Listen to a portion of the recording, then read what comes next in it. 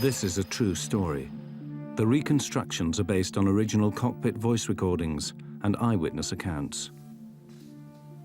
No family wants to lose a loved one, daughter, son. None of us think it's going to happen to our family. We read about these horrible crashes and we think, thank God, you know, and chances are it won't happen to us. The odds are in our favor.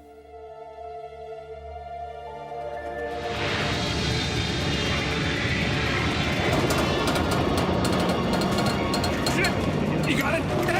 What are you doing? It just got worse, okay? In January 2000, an Air Alaska jet with 88 passengers and crew suffered a catastrophic failure that tore it from the sky. A shocking chain of negligence and error had led to disaster. When a whistleblower mechanic from the airline tried to sound the alarm about faulty maintenance procedures, he was suspended from his job.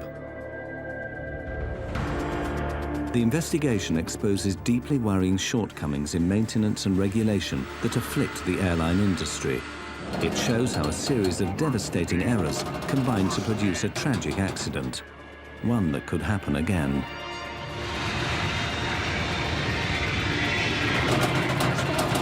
Release it.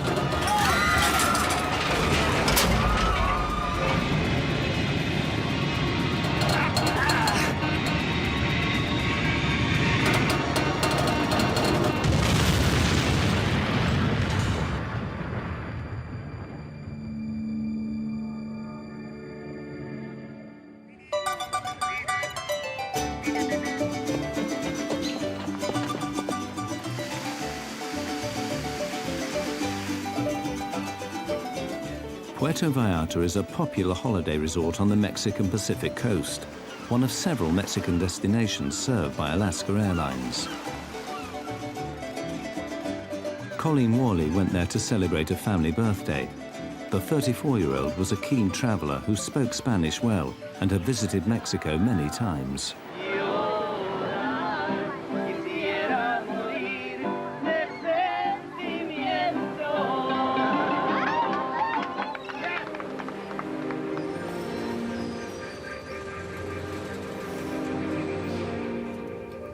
Colleen and the other holidaymakers returning from Puerto Vallarta settle in for the 4-hour flight to San Francisco. In the warm afterglow of their holidays, they're looking to the future. Colleen and her fiancé Monty were planning to start a family later that year.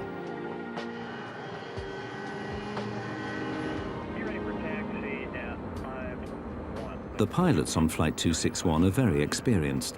Both Captain Ted Thompson and First Officer Bill Tansky have thousands of hours flying MD-80s. They know the plane well. The MD-83 is one of a successful group of rear-engined low-wing planes. Originally launched in 1980, over 1,100 were delivered worldwide. Flaps?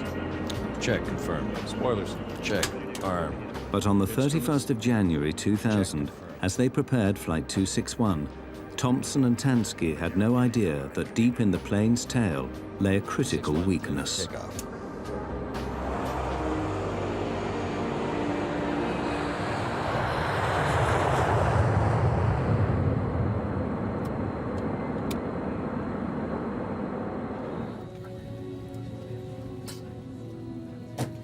Colleen Worley and her fiancé, Monty, were planning their forthcoming wedding.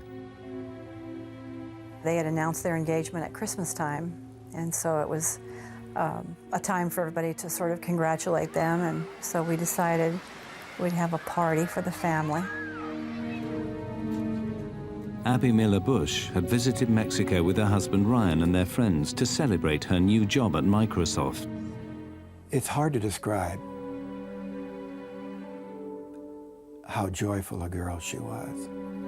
She was well known for that care that she had in her, a trait that you can't put a value on. Dean and I had been there a lot together, and it was the first time that he went without me. Dean taught me how to play. He was always up. He told jokes a lot. People described him kind of as a puppy dog. Alaska Airlines was a successful carrier with routes up and down the west coast of America and into Mexico. Flight 261 left Puerto Vallarta as a routine flight with no hint of the danger to come. The devastating failure that would bring catastrophe to Flight 261 did not come out of the blue. In fact, it was the culmination of a chain of mistakes that began years earlier. Maintenance procedures at the company had come under scrutiny 2 years earlier when a whistleblower set off an investigation by the Federal Aviation Administration. But the day Flight 261 left Puerto Vallarta, the investigation was still underway and the whistleblower suspended from his work. Shortly after takeoff, Captain Thompson and First Officer Tansky get the first sign of trouble. The horizontal stabilizer on the tailplane won't move. The pilots carry out a standard checklist to try and free it. Stabilizer trim switch. Normal. Circuit breakers. Reset if tripped. D9, D10, D11, okay. The stabilizer on the MD-83 is the 40-foot wide horizontal surface at the front of the tail. It's like another wing. Together with the elevators at the rear of the tail, the stabilizer is used to adjust the angle of the plane in flight. The stabilizer was jammed. Thompson and Tansky assumed there was a fault in the electric motors that move it up and down. They believed they could fix the problem. They had no idea they were in great danger. What they dealt with was something that really snuck up on them. It was not supposed to be a big deal. If it had been, they would have turned around and gone back in to the Mexican airfield they came out of. But they were led down this road of accepting this problem as a small problem, so it's perfectly all right to troubleshoot it. The pilots repeatedly try the two switches that operate the stabilizer. The primary motor activated by the switch on the control stick known as the pickle switch, and the sliding suitcase handles on the central console. Either system operative. No. Both systems inoperative. Consider stab jam. Do not use autopilot. Check. The jammed stabilizer is pushing the aircraft down towards the ground. At 28,500 feet, the pilots switch off the autopilot and fly the plane manually. They have to pull back hard on the control column to lift the nose of the plane up. This requires considerable effort. The plane climbs for the next 7 minutes to its cruising altitude of 32,000 feet. As they fly up the coast, the pilots contact Alaska Maintenance Department for assistance. Maintenance, we need to know if any faults like this got reported recently for this aircraft. Whether there are any switches that we might not be aware of that could get those motors turning again. Roger 261. I Have verified no history on your aircraft in the past 30 days. Yeah, we didn't see anything in the logbook. Why don't you move your seat forward? I'll check this pedestal back there. Beyond that, I don't think there's anything we haven't checked. I use the example of the average layman, I think, can understand. If you try to start your car and it doesn't crank, you try jiggling the key in the socket and then try it again. And I think that the crew was probably understandably going through a lot of these, well, maybe it'll work now, or let's try this, let's try that. The pilots want to divert to Los Angeles, but Alaska Airlines Dispatch, coordinating the movements of the company's planes, is worried this will upset the busy schedule. 261 Dispatch, if you want to land at LA, of course, for safety reasons, we will do that. Tell you though, if we land in LA, we're looking at probably an hour and a half. We got a major flow program going right now. Well, you really put me in a spot up here.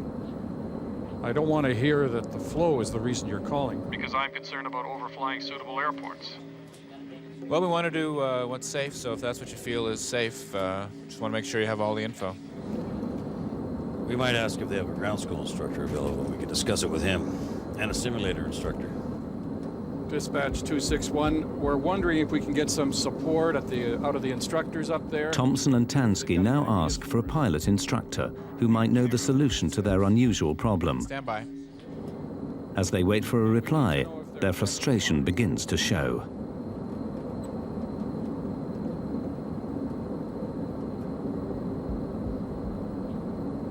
Just drives me nuts, you know? Not that I want to go on about it, but it just blows me away. They think we're going to land, they're going to fix it. Now they're worried about the flow. Well, I'm sorry. Just... So they're putting pressure on you. Well, no. Yeah. The pilots need to think about what will happen when they descend for landing. How will the plane behave? Will they be able to control it? But several minutes after requesting help from the ground, they're getting no advice. As Flight 261 approached Los Angeles off the coast, the problems on board were about to get far worse.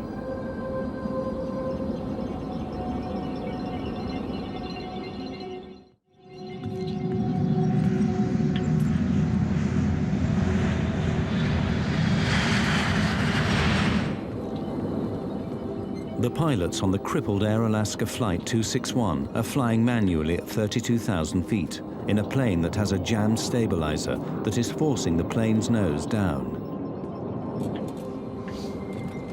The pilots have another go at freeing up the jammed stabilizer. They switch on both the electric motors that control it. This will click it off. Holy!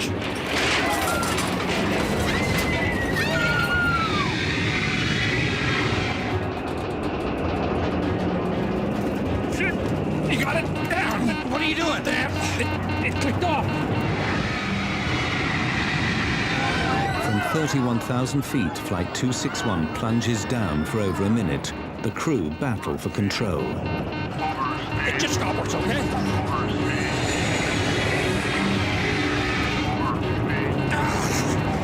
You're stalled! At first, they pull back on the control columns to fight the dive. But then the pilots push the aircraft's nose down into the dive to regain control. It's a risky maneuver, pushing the plane's speed to 350 miles an hour. You gotta release it! You gotta release it! The pilots slowly bring the plane out of its dive and back under control.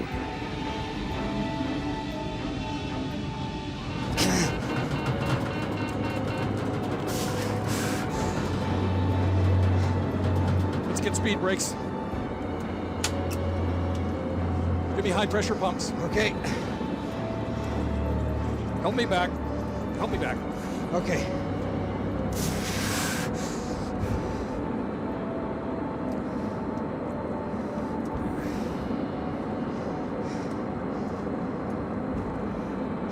Center Alaska 261. We're in a dive here. I've lost control. Vertical pitch. Alaska 261, say again, sir. Yeah, we're out of 26,000 feet. We are in a vertical dive. Not a dive yet, but we have lost vertical control of our airplane. Just help me. Once we get the speed slow, maybe we'll be okay. Maintaining level flight is difficult. The jammed stabilizer keeps pushing the nose of the plane down. We're at 23.7. Request. Yeah, we got it under control here. No, we don't. Okay. Okay. To counteract the downward force of the stabilizer, the pilots use the elevators, movable panels at the back of the tail, linked by cable to the control column. The pilots pull with all their might. The fate of the plane hangs on the strength of their arms. In the cabin, frightened passengers try to recover from the terrifying plunge. They have no idea what might happen next. Holiday memories are replaced by the fear of dying. Dean was one of these people who would talk to whoever was around him. I'm absolutely certain that he was talking to the person that was sitting next to him on the plane. I'm sure that they had a connection. Colleen was very unique from my other kids, and she loved to travel. She was a beautiful girl. But here was a 25-year-old who was like she had her own private rocket ship. She was really going places.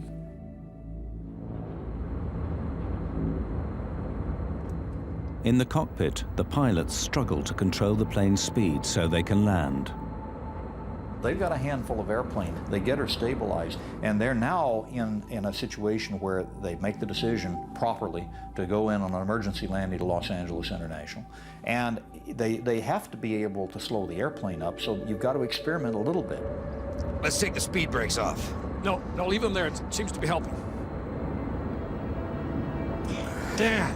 Okay, it really wants to pitch down. Okay. Don't mess with that. I agree with you.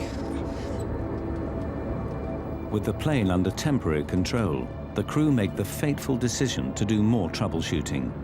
They need a block of clear space around the aircraft in case they lose control again. They contact air traffic control. Alaska 261, say your conditions. 261, we're at 24,000 feet, kind of stabilized. We're slowing down here, and we're going to do a little troubleshooting. Can you give me a block altitude between 20 and 25? Alaska 261, maintain block altitude flight level 200 through flight level 250. The pilots know they now have clear airspace above and below the plane. They try to figure out their next move. You got the airplane. Let me just try it. Okay. How hard is it? I don't know. My adrenaline's going. It was really rough back there for a while. Yeah, it is. Whatever we did is no good. Let's not do that again. Yeah, it went to full nose down. It's worse than it was before? Yeah, we're in much worse shape now. The crew know this is no mere electrical problem. From what they've experienced, they assume the stabilizer is now jammed. I think it's at the stop, full stop, and I'm thinking, can it get any worse? But it probably can. But let's slow it. Let's get down to 200 knots and see what happens. The crisis is getting worse. Uncertain how the plane will react if they try to slow it down, the pilots must still pull on the elevators to maintain level flight. Captain Thompson once again tries to get help from maintenance.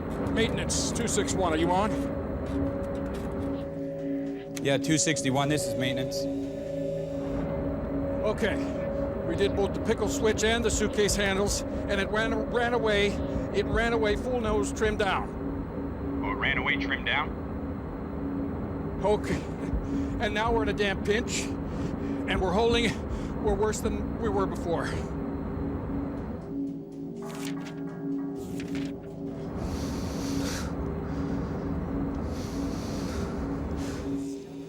You getting full nose trimmed down, but you don't get no nose trim up, is that correct? That's affirmed. We went to full nose down, and I'm afraid to try it again to see if it would go in the other direction. Okay, well, your discretion. If you want to try it, that's okay with me. If not, that's fine. See you at the gate. As important as it is to have that ground contact with people with maintenance manuals and experience on the ground and the ability to call up the manufacturer, it's not always going to give you a magic answer. The crew had already gone through every logic tree they possibly could think of.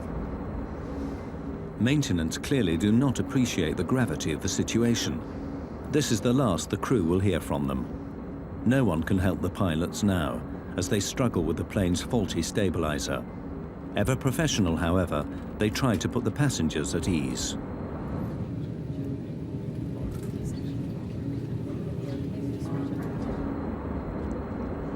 Folks, we have had a flight control problem up front here. We're working it. That's Los Angeles off to the right there, and that's where we're intended to go. We're pretty busy up here working this situation. I don't anticipate any big problems once we get a couple of subsystems on the line. But we will be going into LAX, and I anticipate us parking there in about 20 to 30 minutes. In fact, they will never make it to Los Angeles. A full-blown disaster is about to unfold.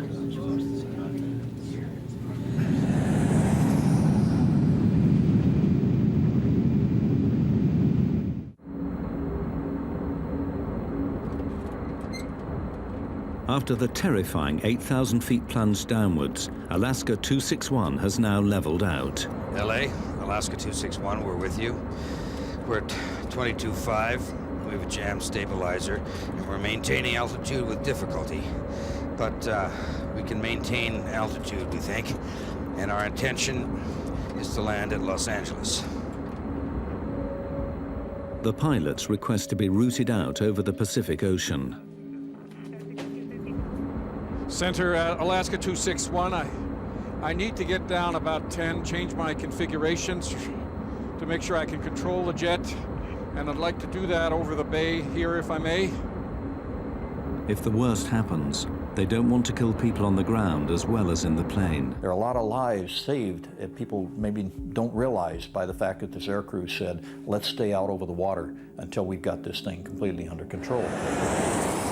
As they maneuver over the ocean, the crew again ask air traffic control for clear space around the plane. Alaska 261, fly a heading of 280 and descend and maintain 17,000.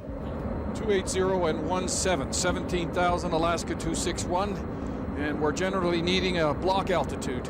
Alaska 261, roger.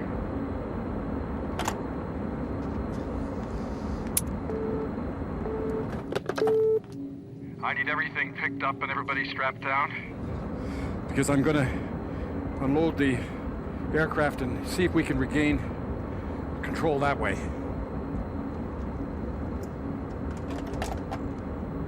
The pilots concentrate on trying to fix the plane. I'm test flying now. How's it feel? It's wanting to pitch over more. Really? Yep. Try flaps, 15, 11? Let's go to 11. Okay, get some power on. I'm at 250 knots. Real hard? Well, actually, it's pretty stable right here, see, but we got to get it down to 180. The crew try to slow the aircraft down to landing speed without losing control, but every move they make could have fatal consequences. Okay, bring the flaps and the slats back up for me. Slats too? Yeah. Treading a knife edge of control, the pilots are still trying to free up the stabilizer. What I want to do is get the nose up, and then let the nose fall through, and see if we can stab it when it's unloaded. The only hope for the passengers is that the pilot's skill and experience can get the plane to Los Angeles Airport. It's on the stop now, it's on the stop. Not according to this, it's not. As one effort after another fails, the crew wonder if the stabilizer is damaged. The trim might be, and then it might be if something's popped back there. Yeah. It might be mechanical damage too. I think if it's controllable, we ought to just try and land it. Think so? Okay, let's head for LA. But just as they prepare the plane to land in Los Angeles, something in the tail suddenly breaks. Did you feel that? Yep. Okay, give me slats. This is a bitch. Is it? Yeah.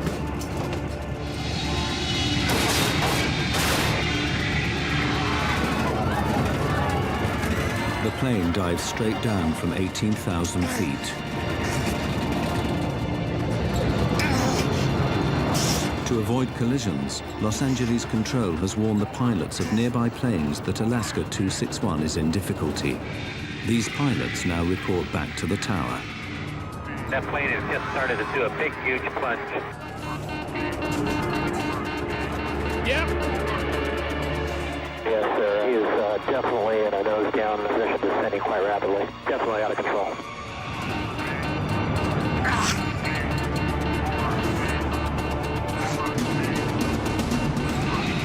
Plane's inverted, sir. Okay.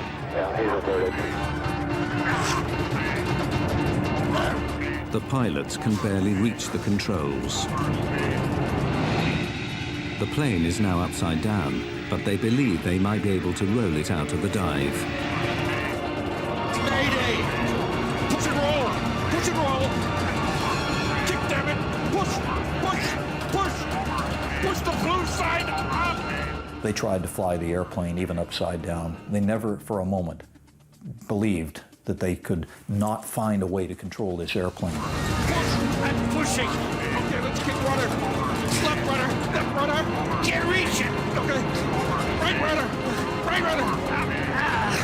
Plane was being knocked from side to side. It turned upside down. It was spinning. Persons were being thrown against the walls of the plane, falling out of their seats, and the cockpit voice recorder screaming.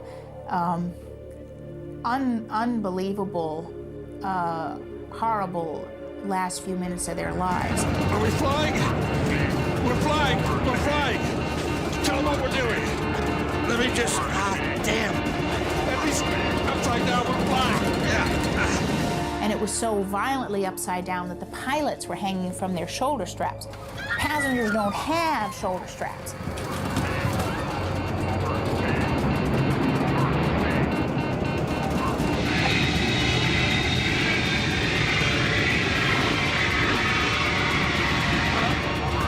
Here we go.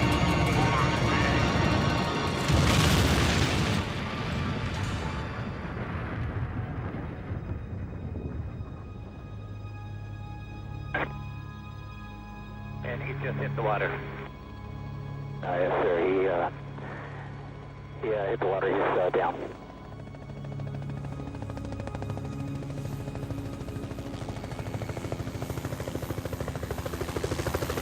After a terrifying 60-second dive, Flight 261 hit the Pacific Ocean at over 250 miles an hour.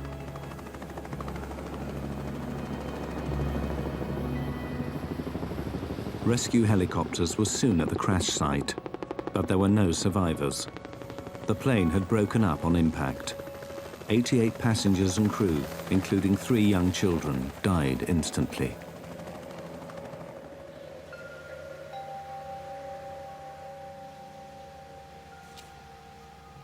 Fred Miller lost his daughter Abby and her husband Ryan. These people suffered on the way down. This was not a pretty way to die. One witness who I met, a jogger on the beach down at Port Hueneme, he said, "You look like you lost somebody." And I said, "I did, my daughter." He said, "You know, I saw the plane go down." He said the plane was inverted and twisting and flipping, and then he said it spun at times, almost like a top. And he said, to think people, somebody who has a life to live is in there, dying. He says it's one of the most horrifying memories I'll ever have.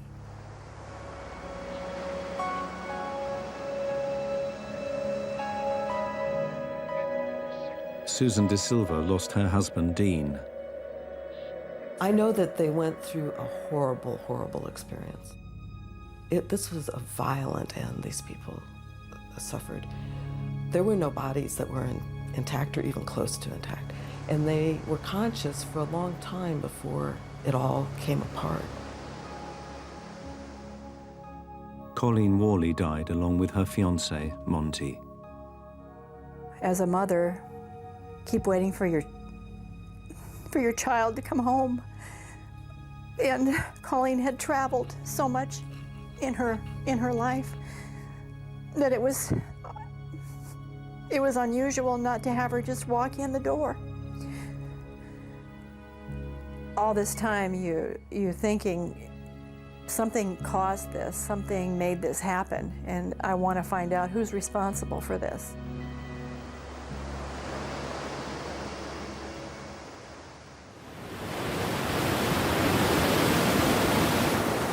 The investigation into Flight 261 immediately got underway, but the wreckage lay 700 feet down, so National Transportation Board officials called on Navy submersibles to retrieve the debris from the seabed. We set up a base of operations, and we had a remote operating vehicle with the side-scanning sonar, which they used to map the debris field and get an idea of how widely spread the wreckage was.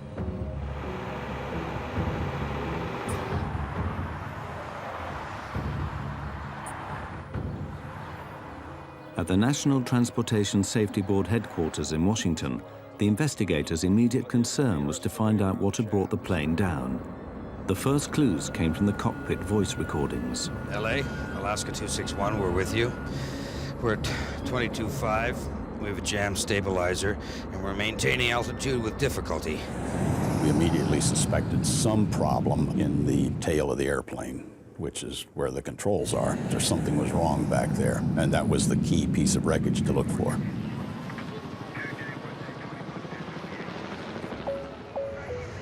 The MD-83 that crashed was a revised version of the Douglas Corporation's popular DC-9, over 2,000 of which were delivered to airlines worldwide. The engines were at the rear, and the distinctive T-shaped tail was an essential element of the design. In a big turbojet aircraft, one of the rather brilliant elements of the design is that since you're going to be loading passengers and cargo, you want to be able to have that aircraft loaded a little nose heavy or a little tail heavy. Well, in order to do that, you actually had to have that entire stabilizer moving. But the ones that are the most difficult to engineer are the T-tailed airplanes, where you have the vertical stabilizer and the horizontal sitting on top. And we call that stabilizer trim. And that is an essential element of what makes these aircraft so usable. In the MD-83, a motorized jack screw in the tail moves the horizontal stabilizer up and down. As the stabilizer moves up, the nose of the plane moves down. As the stabilizer moves down, the nose moves up. But what role had the 2-foot jack screw played in the loss of Flight 261? The investigators were anxious to inspect it as soon as it was recovered from the sea bed. The jack screw wasn't mated with the nut that it screws into. It was just by itself. And the nut was found in another piece of structure a few feet away from where the jack screw was. To have a screw separate itself from a nut with very thick threads surprised us. Secondly, we noticed that there was a curled piece of brass around the jack screw. And all of the threads that you can see here, these ridges, were gone. They had been stripped out. And the remnants of those were found coiled on the jack screw. Once the thread had been stripped off the nut, the jack screw could no longer turn. The pilots could not have known the real nature of the problem.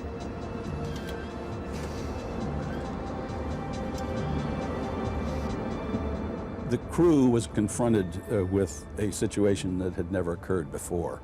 There is no failed jack screw procedure in the quick reference handbooks that they have available. There is no training for it.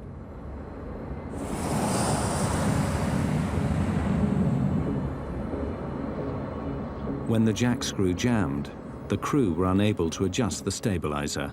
We felt that it was due to the fact that these nut threads had worn away and it was just too hard for that jack screw under the power of the electric motor to turn. That gave the flight crew an indication that there was a problem. The crew knew they had a problem in the tailplane, but they had no idea what.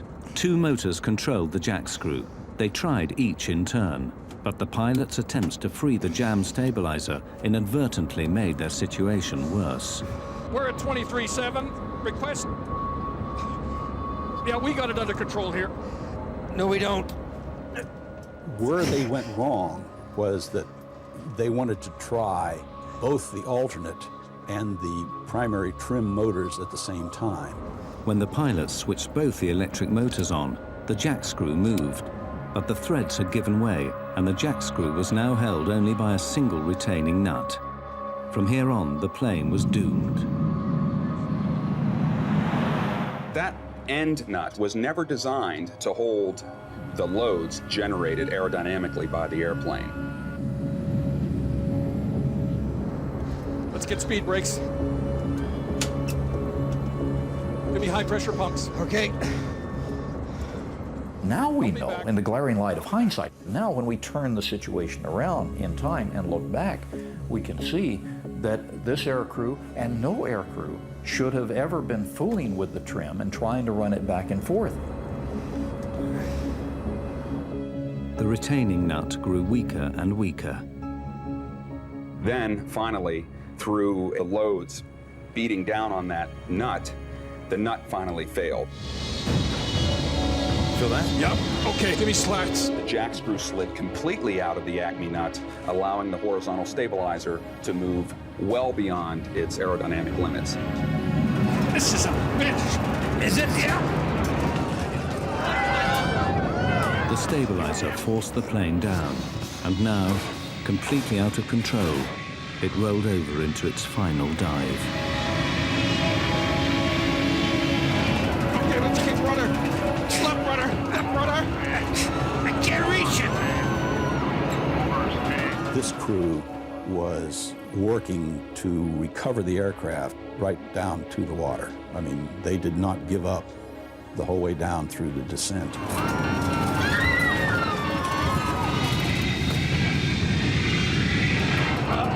Here we go.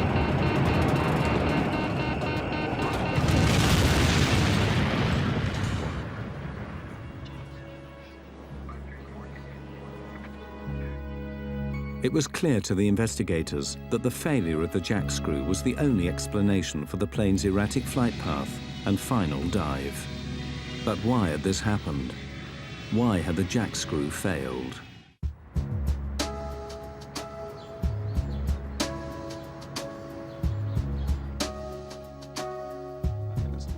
The investigators began looking deeper and deeper into the condition of the faulty jack screw on Flight 261. What had caused it to fail? There was no lubrication or visible grease on the working area of the screw. That was surprising and strange.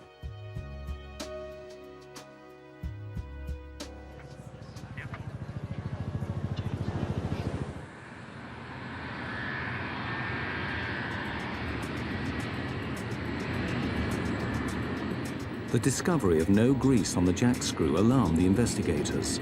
They alerted the Federal Aviation Administration, who ordered an immediate check on all MD-80s in the USA. This led to a shocking discovery. At Alaska Airlines, in 6 of its fleet of 34 planes, the jack screw assembly needed to be replaced after failing new inspections. No grease is the culprit. No grease or inadequate grease is the only thing that can give you that wear rate. A simple lack of grease led to the failure of the jack screw and the loss of 88 lives. But why did this happen at Alaska Airlines? The investigators' attention now switched to the company's maintenance program. What emerged was deeply worrying. We interviewed all the mechanics who had worked on these airplanes. We knew that they had been falsifying records or not doing the work they had indicated. The mechanics at Alaska complained that they were pressured to keep the planes in the air, or that their recommendations were overruled by supervisors. Some alleged that records were altered to show work done that was not done.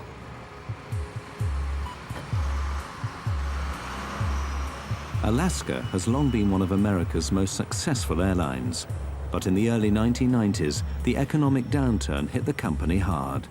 Its response was to slash costs to revive its fortunes. Pilots, maintenance workers, management and others had to make sacrifices. Jobs were lost, pay was cut, and every hour aircraft spent on the ground was seen as waste. 2 years of aggressive axe-wielding saw costs come down by $80 million. Profits leapt. It was a corporate triumph. In Alaska's case, in the early 90s, this airline had to do an incredible job of reforming itself from a fairly high-cost carrier to a lower-cost carrier that could compete head-on with Southwest Airlines and with others. And they did it. They did it brilliantly. Nobody really believed that it could happen. Alaska Airlines began flying the planes more intensively. It doubled the average daily use of its fleet. But keeping the planes in the air earning money put maintenance schedules under pressure.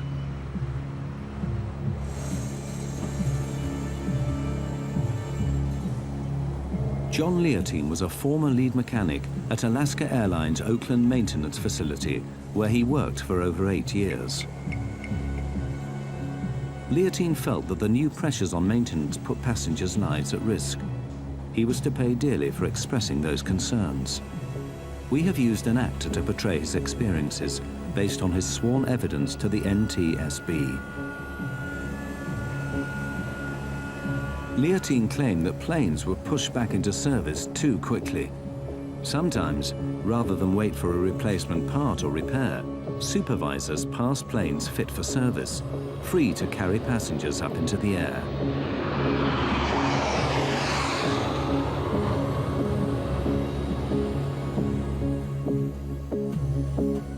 In October 1998, over 15 months before the crash, John Leontine became so worried that he did something that would change his life forever. He reported Alaska Airlines to the US Department of Transportation, alleging violations in maintenance procedures. There were very few voices at Alaska who had concerns about the maintenance. There should have been more, and there should have been people listening. John Leontine is a hero in my book. In December 1999, over a year before the crash, the FAA and Department of Transportation officials moved on Alaska Airlines.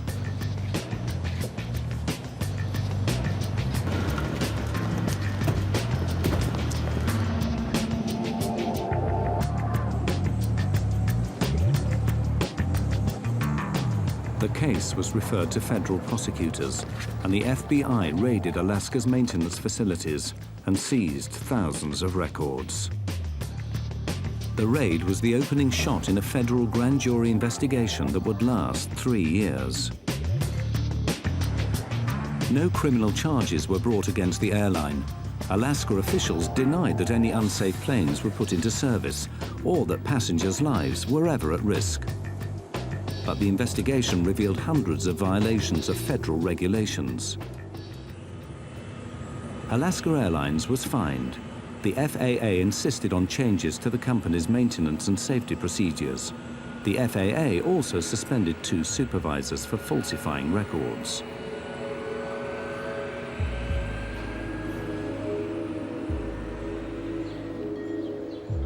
Like other whistleblowers, John Leontine would pay heavily for his efforts to save lives. Alaska put him on paid leave from his job, losing him thousands of dollars in regular overtime earnings.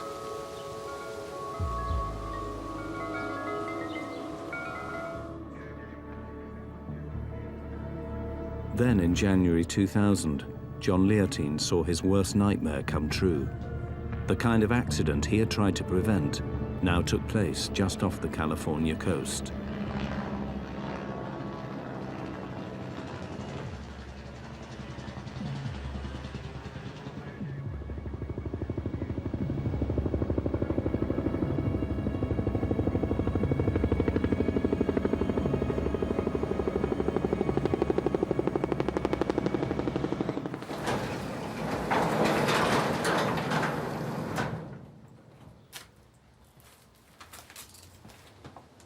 After the loss of Flight 261, Leontine went back to his private work records. Incredibly, he found he had a direct link to the crashed airliner. 2 years before, at the plane's last overhaul, he had ordered that the jack screw on this very aircraft be replaced. He then went off shift. When investigators examined the record, they found that Leontine's recommendation had been overruled by the next shift and the plane put back into service. It would be 2 years before the next overhaul, but time ran out. 4 months before the overhaul was due, Flight 261 crashed.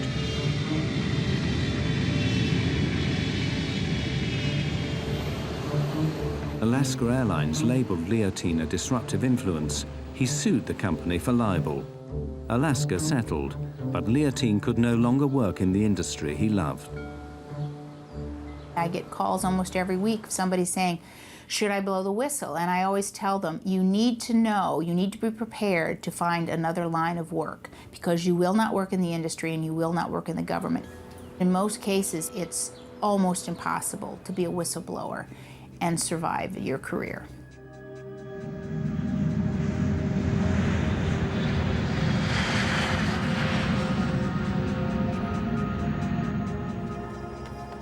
As the investigators continued their work into Flight 261, they made another disturbing discovery about the drive to cut costs at Alaska Airlines. To keep planes flying more intensively, Alaska had dramatically extended the intervals between service.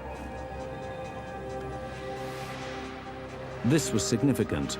Because when a plane is designed, every part has a schedule listing when it is serviced and when it must be replaced. You're supposed to go in and inspect every so many hours, and that's different on parts all over the planes. Some things you have to look at after every flight. Other things have to be inspected every 2 or 3 days.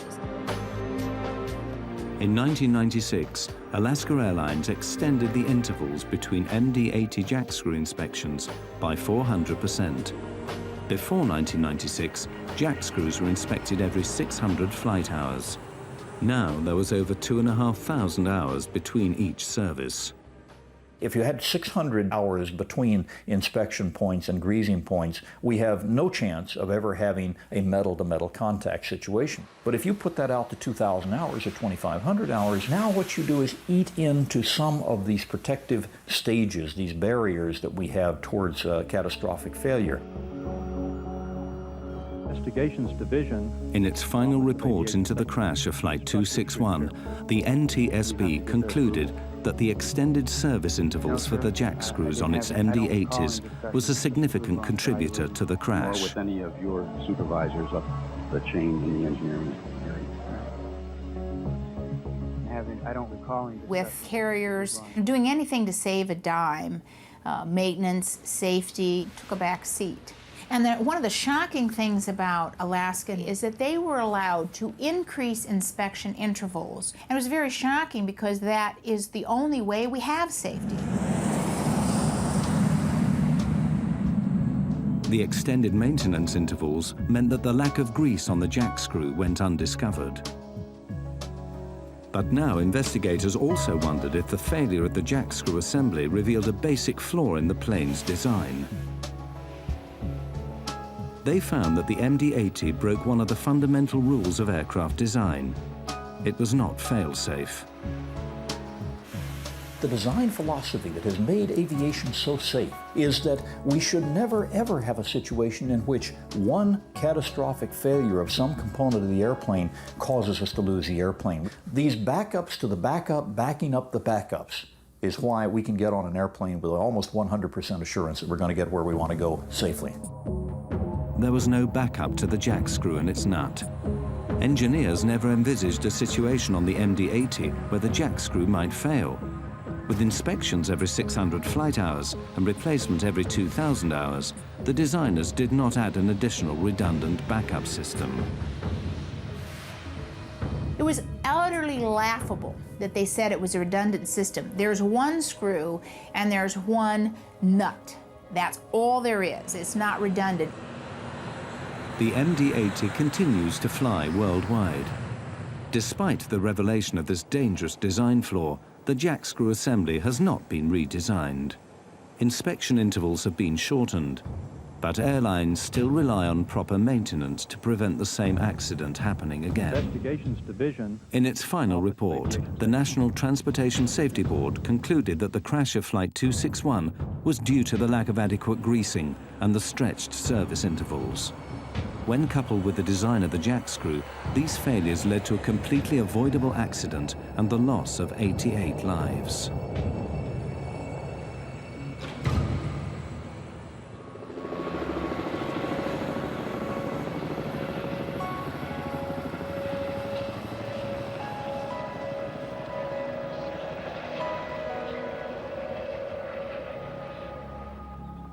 Three years after the crash of Flight 261, the relatives and friends of the dead dedicated a permanent memorial at Port Hueneme, close to the crash site. Janice Stokes.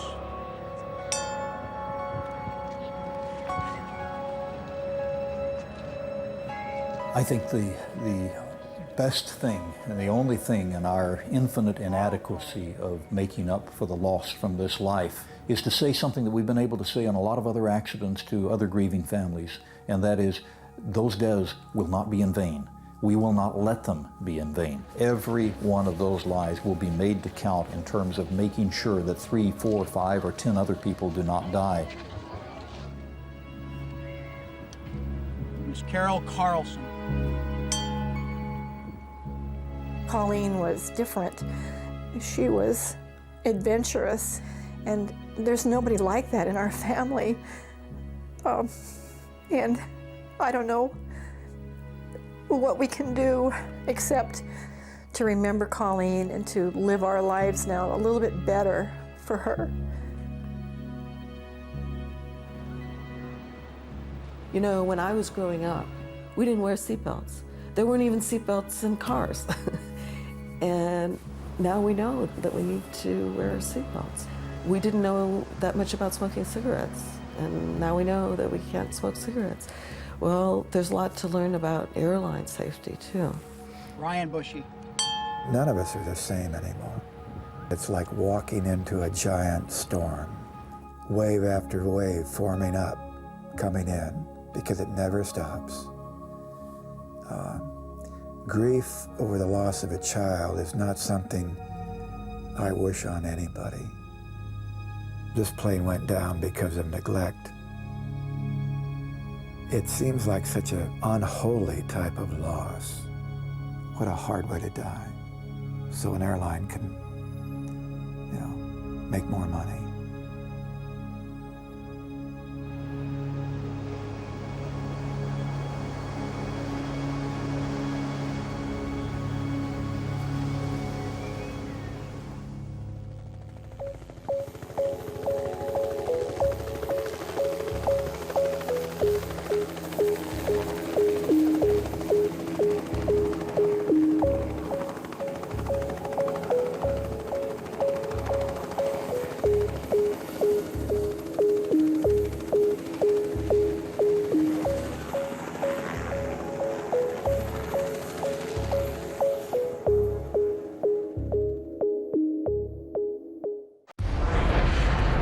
Boeing 767 cruises high above the Atlantic Ocean on its way to Egypt. 217 people are on board. Just half an hour after takeoff, disaster strikes. The pilot and co-pilot struggle desperately for control of their aircraft. The lives of all on board will depend on these two pilots and what they do about this dive towards the ocean.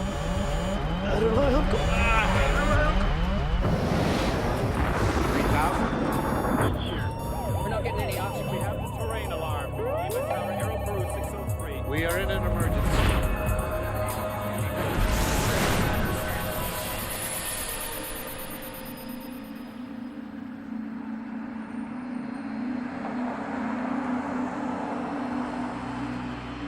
The John F. Kennedy International Airport outside New York City is one of the busiest airports in the world. In 1999, nearly 32 million passengers fly in and out. More than 340,000 flights take off and land. Egypt Air Flight 990 is destined to be one of the most controversial ever to leave this airport.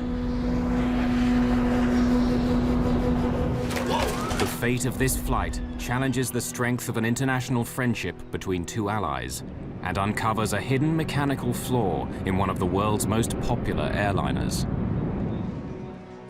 The FBI will become involved. We reviewed surveillance tapes to indicate whether or not anything unusual was loaded on that plane.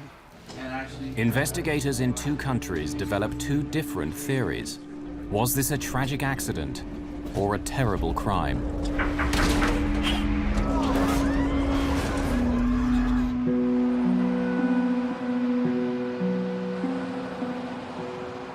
Just after 1 a.m. on October the 31st, 1999, the 217 people on board Egypt Air Flight 990 are waiting for takeoff. The flight's command captain is Captain Ahmed Al-Habashi. He's been with Egypt Air for 36 years.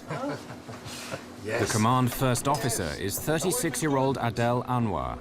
He switched duty with another co-pilot so he could return home in time for his wedding. Soon be a married man. Congratulations, Adel. Thank you very much. The airline's chief pilot for the Boeing 767, Captain Hatem Rushdie, joins them in the cockpit. At 1:20 in the morning, First Officer Adel Anwar is going through his takeoff clearance with air traffic control. Following gateway, clear for takeoff, runway 22 right, Egypt Air 990 heavy. Cabin crew advised. In the name of God, the merciful, the compassionate. Cabin crew, takeoff position. After an everyday blessing, the co-pilot assists the takeoff. For safety, both pilots push the throttles. On a flight of 10 hours, it's standard practice at Egypt Air to provide a relief crew to share the flying duties. The command crew takes off and lands. The relief crew flies the middle portion. Tonight, Captain Raouf Nur el-Din and First Officer Gamil el-Batouti are the relief crew. They will take over after the first 3 or 4 hours and fly the plane until shortly before Cairo. V1, rotate.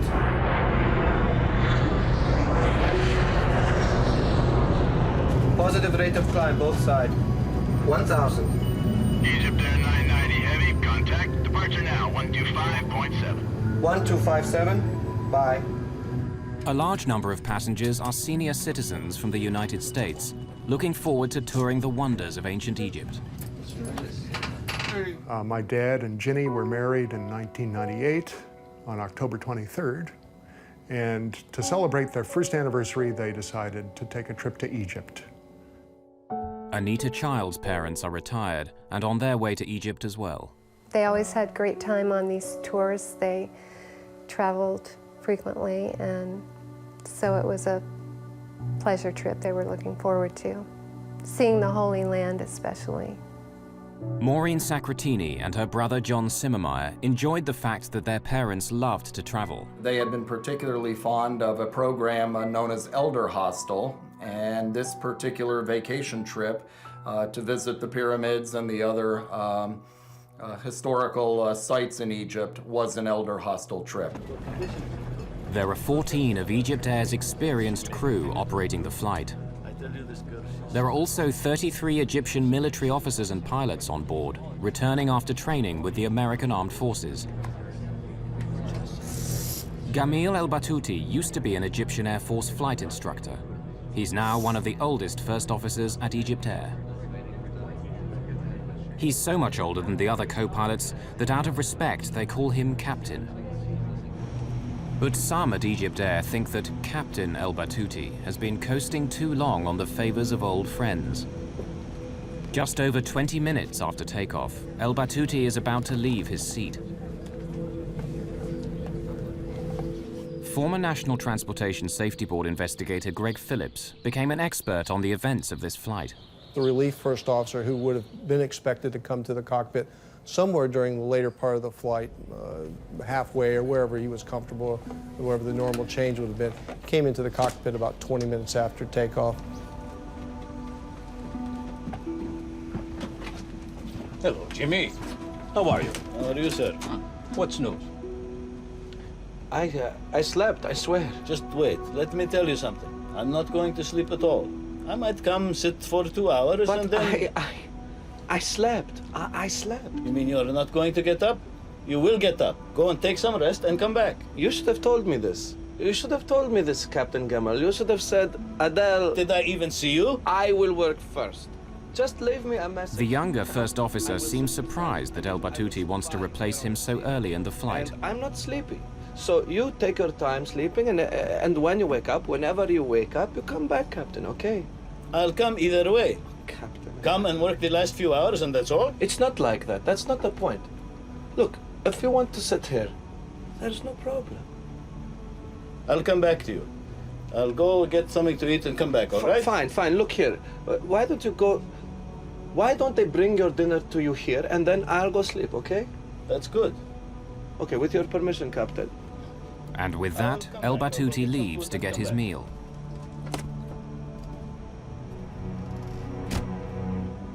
Do you see how he does whatever he pleases? Do you know why that is? Captain el-Habashi senses his first officer's resentment and tries to smooth over the situation. Are you a youngster? Anwar wonders if el-Batouti wants to take over because he may not want to work with Relief Captain Nur el-Din. Doesn't he want to work with Raouf, or what? It's possible, God knows. But look, you shouldn't get upset, right? By this prophet, he's just talking nonsense. That's it. Everything's under control. Okay, Chief. Thanks a day. First Officer Anwar concedes and is ready to hand over to el-Batouti. Normally, this is the most relaxed, easy part of a long flight for pilots and passengers alike. The highly automated aircraft systems will take care of the flying for several hours. It's very unusual for an airplane flying over the Atlantic at nighttime to encounter any kind of difficulties. We normally expect accidents to happen in approach or landing or near airports, and very seldom do we get anything out over the ocean in the middle of the night. Excuse me, Jimmy, while I take a quick trip to the toilet. Go ahead, please. Before it gets crowded, while they're still eating, I'll be back to you. Before the captain returns, disaster will strike Egypt Air Flight 990. The fate of everyone on board will be in the hands of the co-pilot, the man who shouldn't be here in the first place.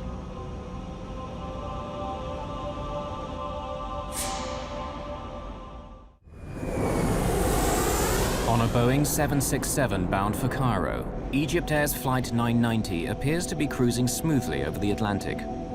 The relief first officer Gamil El Batouti is alone in the cockpit, while the captain has gone to the washroom. But then the plane dips, plunging down.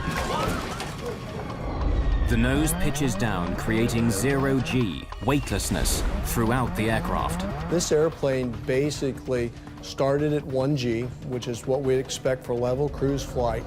As you push the nose down, as if you would be cresting the top of a hill in a car at a high speed that drops away, you'd feel the airplane fall away from you, and you would start to feel a little light in the seat, and as the dive progressed, you would feel a little bit lighter yet. I rely on God. Whatever the first officer is intending, he says nothing except this phrase again and again. Captain El Habashi fights the disorientation of zero gravity, desperately trying to return to the cockpit.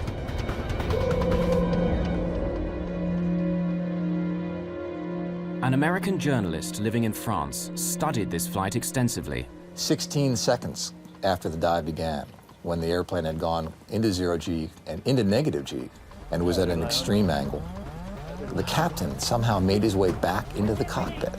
How he did that physically, I will never know. Warning signals indicate the dive is exceeding the maximum speed allowed for the plane, taking them to 99% of the speed of sound.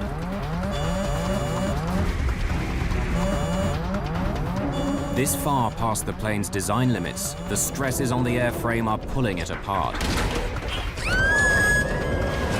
What's happening? Captain El Habashi pulls back hard on his control column.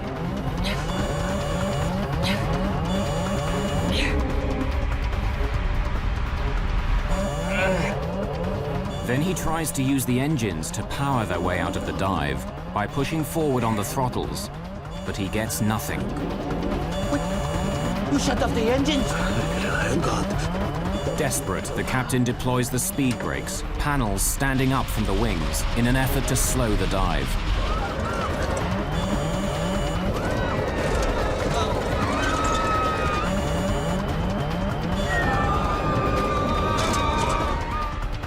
The dive is slowing, back from the brink of the sound barrier. The dive goes on, but the nose is coming up. In just seconds, they go from 0 G to double the force of gravity. Captain El Habashi struggles to level the plane and pulls back hard on the control column.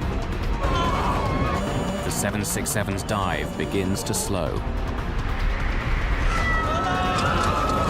Who would be? You shut off the engine, Paul! In seconds, the engines stop and the power goes off, plunging the aircraft into darkness. Here, the cockpit voice recorder and the flight data recorder stop. No one knows what happened in the plane during the next 2 minutes, but radar tracks its path. The plane is climbing again.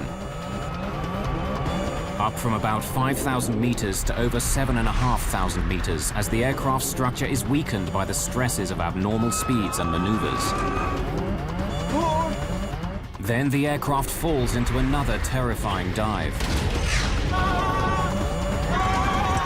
Stressed beyond endurance, the left engine is ripped from the plane.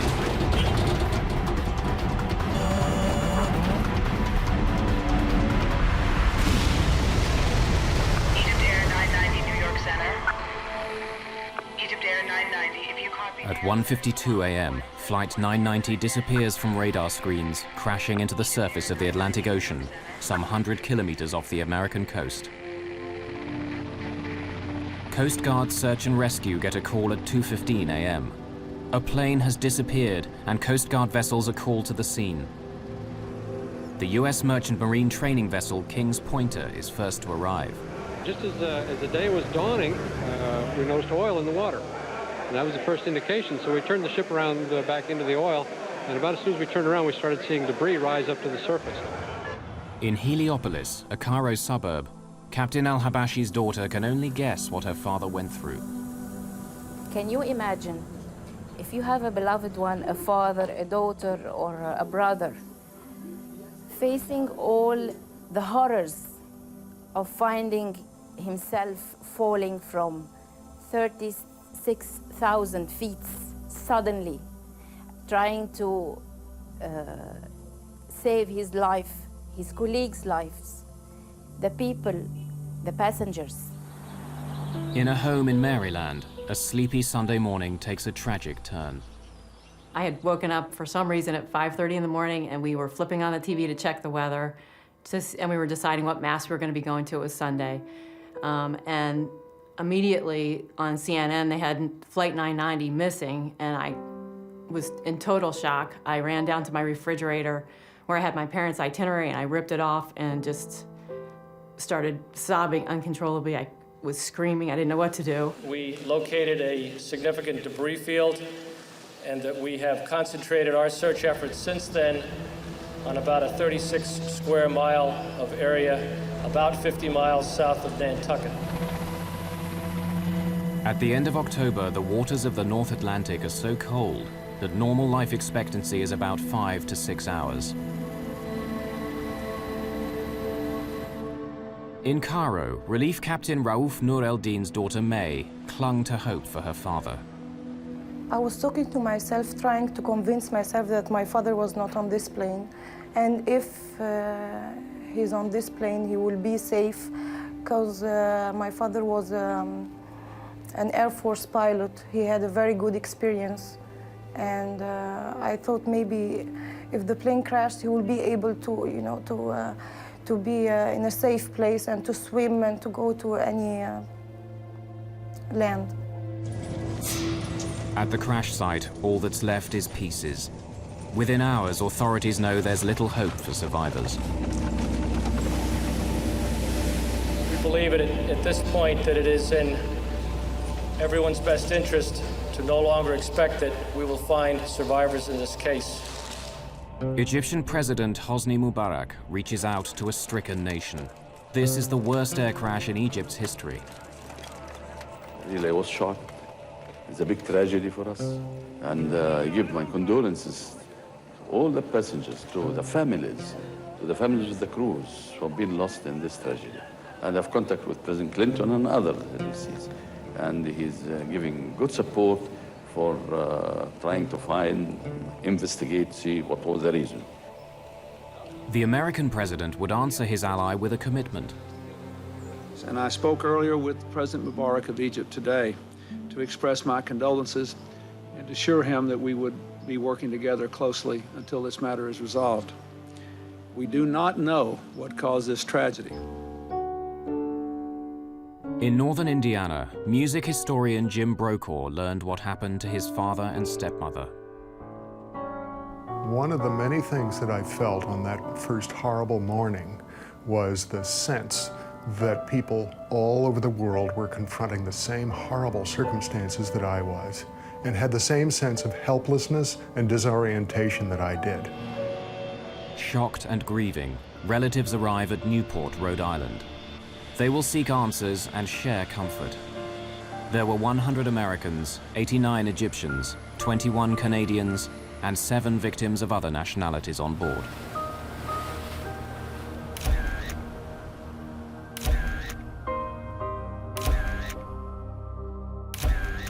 They're all asking, what caused this tragedy? Teams of investigators will pursue that question for years to come. We are beginning what may be a long investigation and we are prepared to do what it takes to find the answers to the questions we are seeking. In Washington, Greg Phillips from the National Transportation Safety Board leads the investigation into this crash. From the very beginning, we realized it was a very difficult case. The airplane was in cruise, nighttime, out over the ocean, and when it went into the ocean, there was just a little bit of floating debris, but we had to recover the airplane from the bottom of the ocean to begin the investigation. The job of finding the black boxes would be difficult. The water is about 70 meters deep, and the tremendous force of the crash has smashed the locator beacons off the boxes. In this case, both the underwater locators, which are called pingers, which help us locate the boxes underwater, were detached.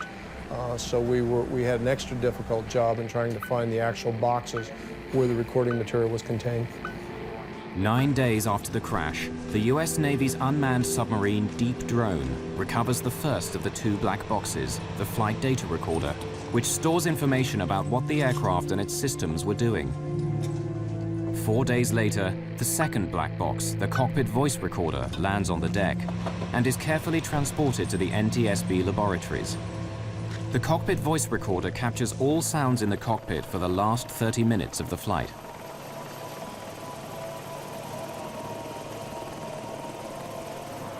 The black boxes are protected to withstand impacts of 3,400 times the force of gravity. The recovery of the cockpit voice recorder provided a gripping and bewildering picture of the last minutes of a disaster. Here, investigators hope, is the key to unlock the mystery of Flight 990. Translating the Arabic spoken in the cockpit is a top priority at NTSB headquarters. The cockpit voice recorder was good quality.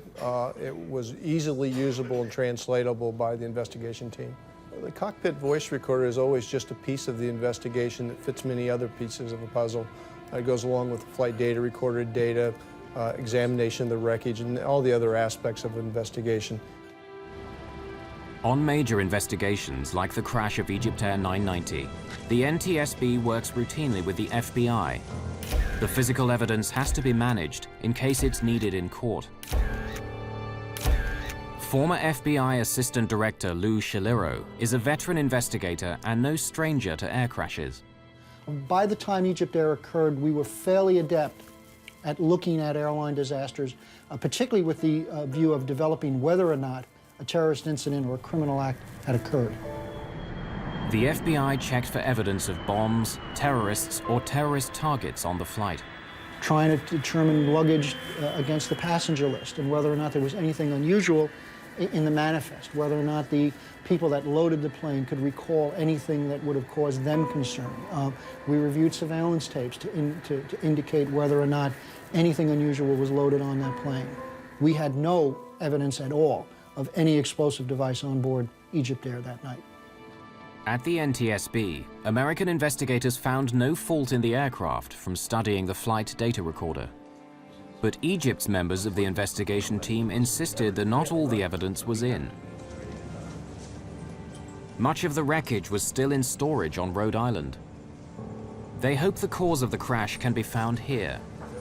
Egypt's representatives search for any possible mechanical cause for the crash. While they search, other theories are pursued. A study into the causes of airline crashes published in January 2001 points to pilot error as the cause of 1/3 of these accidents. It also finds a strong connection between bad weather and pilot error. But the crash of Egyptair 990 occurred in clear weather with veteran pilots. What happened in the cockpit would divide the investigation and fuel an international controversy.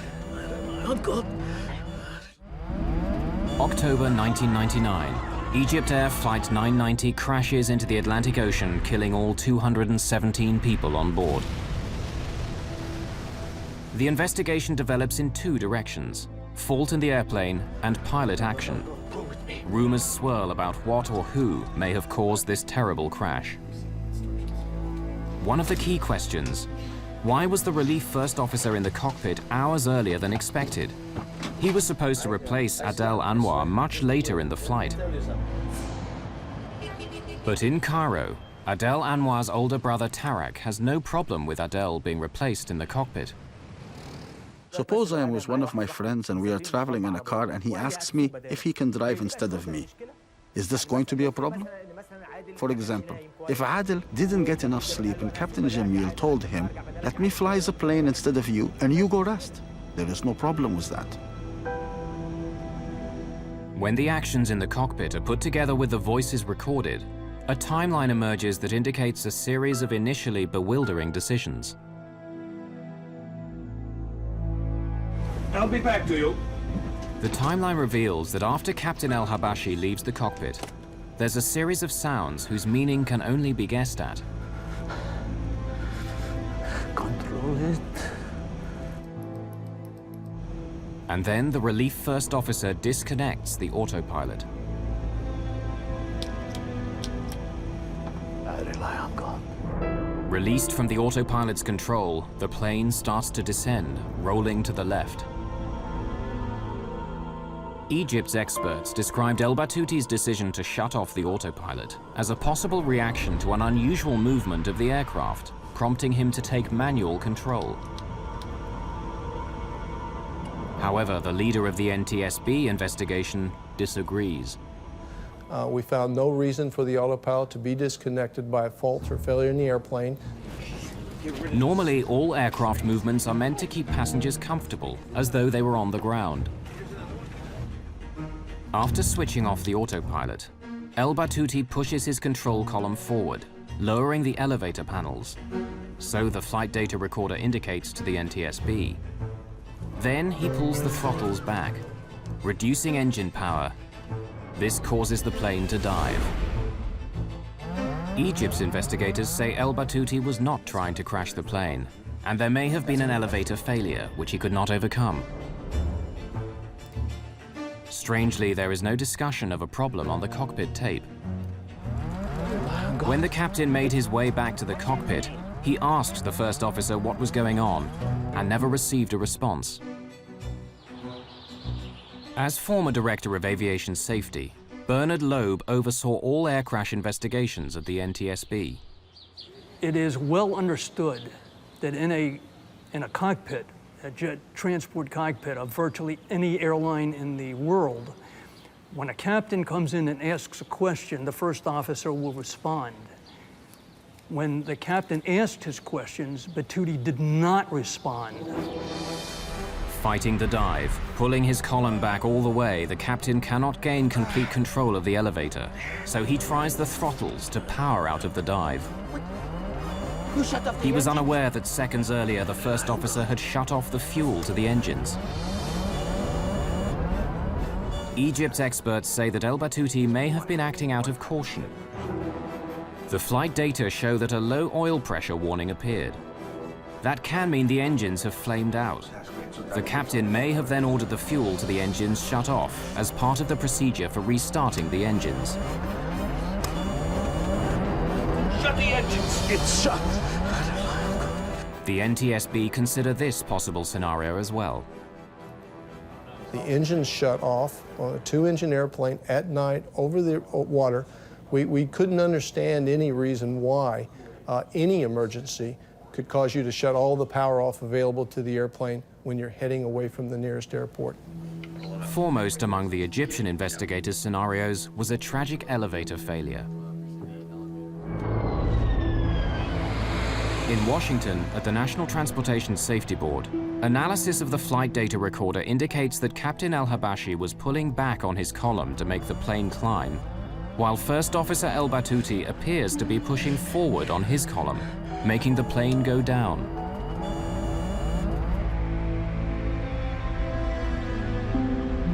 Elevators work simply. Pull back on the column and the elevators go up, lifting the plane. Push forward and the elevator panels move down to make the plane descend. They work together, but in this case they're going in opposite directions. Egypt's experts argued that this crash could have been caused by a failure in the elevator assembly, producing an elevator hardover, a jam in the elevator controls which lock them in the down position, plunging the aircraft into an uncontrollable dive.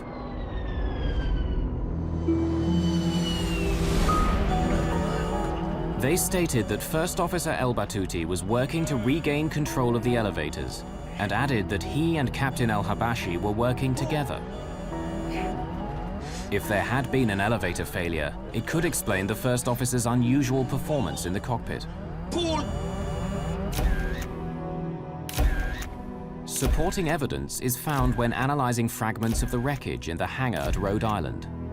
Here, investigators made a remarkable discovery: 3 unusually sheared rivets. These tiny parts play an important role in the Boeing 767 elevator assembly.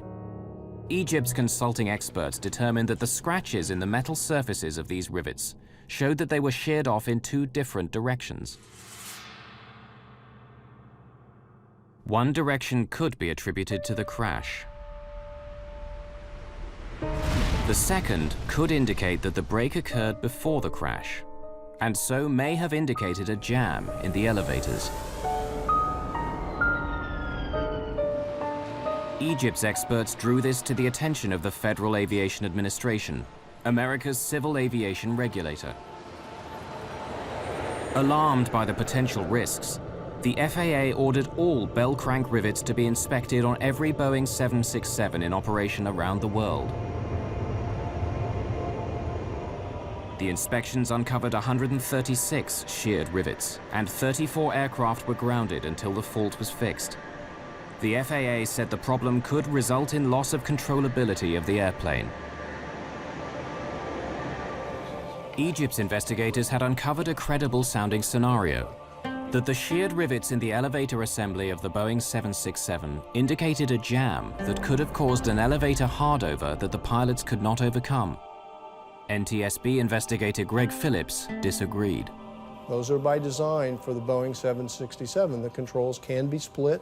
They're designed that way in case one of the surfaces, the control surfaces, fails, so that whoever is still in control of the airplane or can control the airplane with a failed elevator.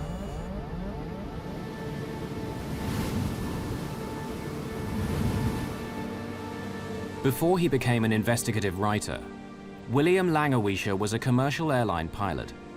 Flight 990's maneuvers are programmed into a flight simulator in order for Langewiesche to test a pilot's reactions. To see an airplane going so wildly into a dive, to see the altimeters unwinding at that speed, to hear the horns and warning signals going off, is frightening.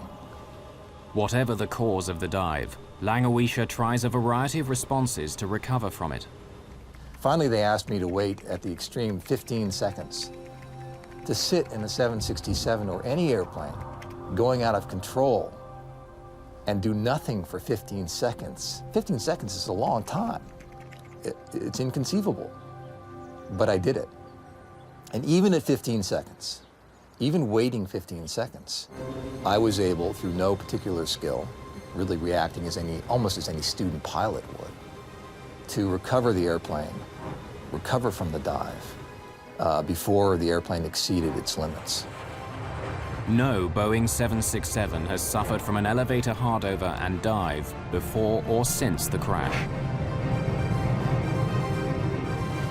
The aviation experts hired by Egypt developed a wide range of scenarios, citing a fault in the elevator assembly as a possible cause of the crash.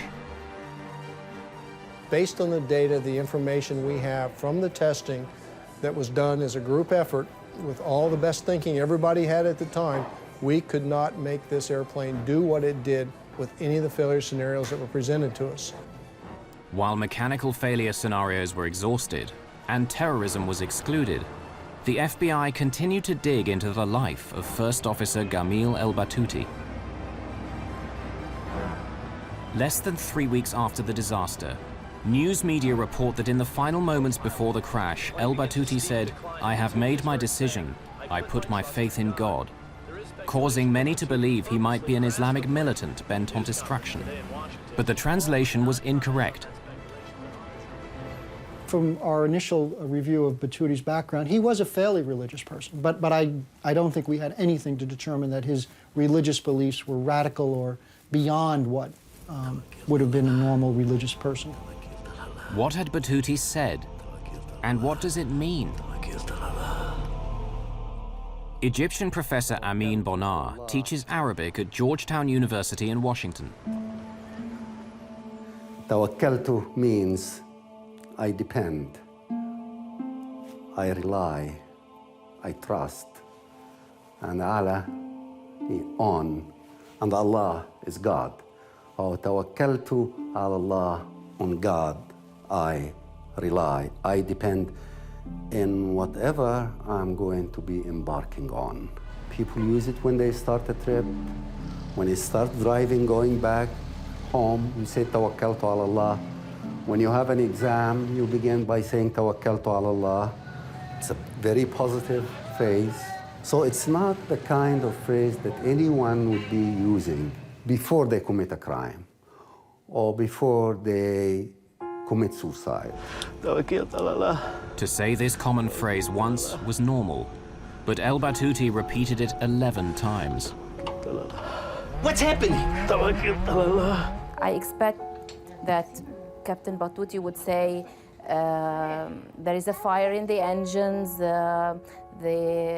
something stopped, I can see something's hitting the plane, anything like that. But he go on endlessly saying, Tawakkaltu ala Allah. This is not logic. For the El Battuti family, their grief would be compounded by the need to defend their father's honor. When he died, the one thing we had to reassure us was that he had died honorably. And now they're trying to take that away from us. There is a lot of mechanical failures. Why you have only to say that it's a deliberate act, no mechanical, no weather, no mechanical, no weather. So why? Because he's an Egyptian pilot. Chairman Jim Hall allowed that it could have been a criminal act rather than an accident. The investigation could end up in the hands of the FBI alone. It is only prudent for the National Transportation Safety Board to consult with these experts and officials to fully evaluate this information prior to any final decision on whether the responsibility for this investigation should transfer to the Federal Bureau of Investigation. Egypt's President Hosni Mubarak, formerly commander of the Egyptian Air Force, had known Gamil El Battuti, according to his nephew Walid. Mubarak asked President Bill Clinton to intercede to keep the crash from becoming an FBI matter. Since the crash, Walid El Battuti, nephew of Gamil, has become the El Battuti family spokesman. You have to understand that the highest ranking in this country, which is the Egyptian president, was an Air Force pilot. And he was asked, and he says, according to my experience, it's in the tail unit. Something happened there. It's not suicide. It could be either a mechanical failure, a manufacturing failure, something. In America, the FBI focuses on Gamil El Battuti and the question of motive. The FBI would learn about the man in control of Egypt Air 990, interviewing colleagues and friends, discovering a dark side to Gamil El Battuti.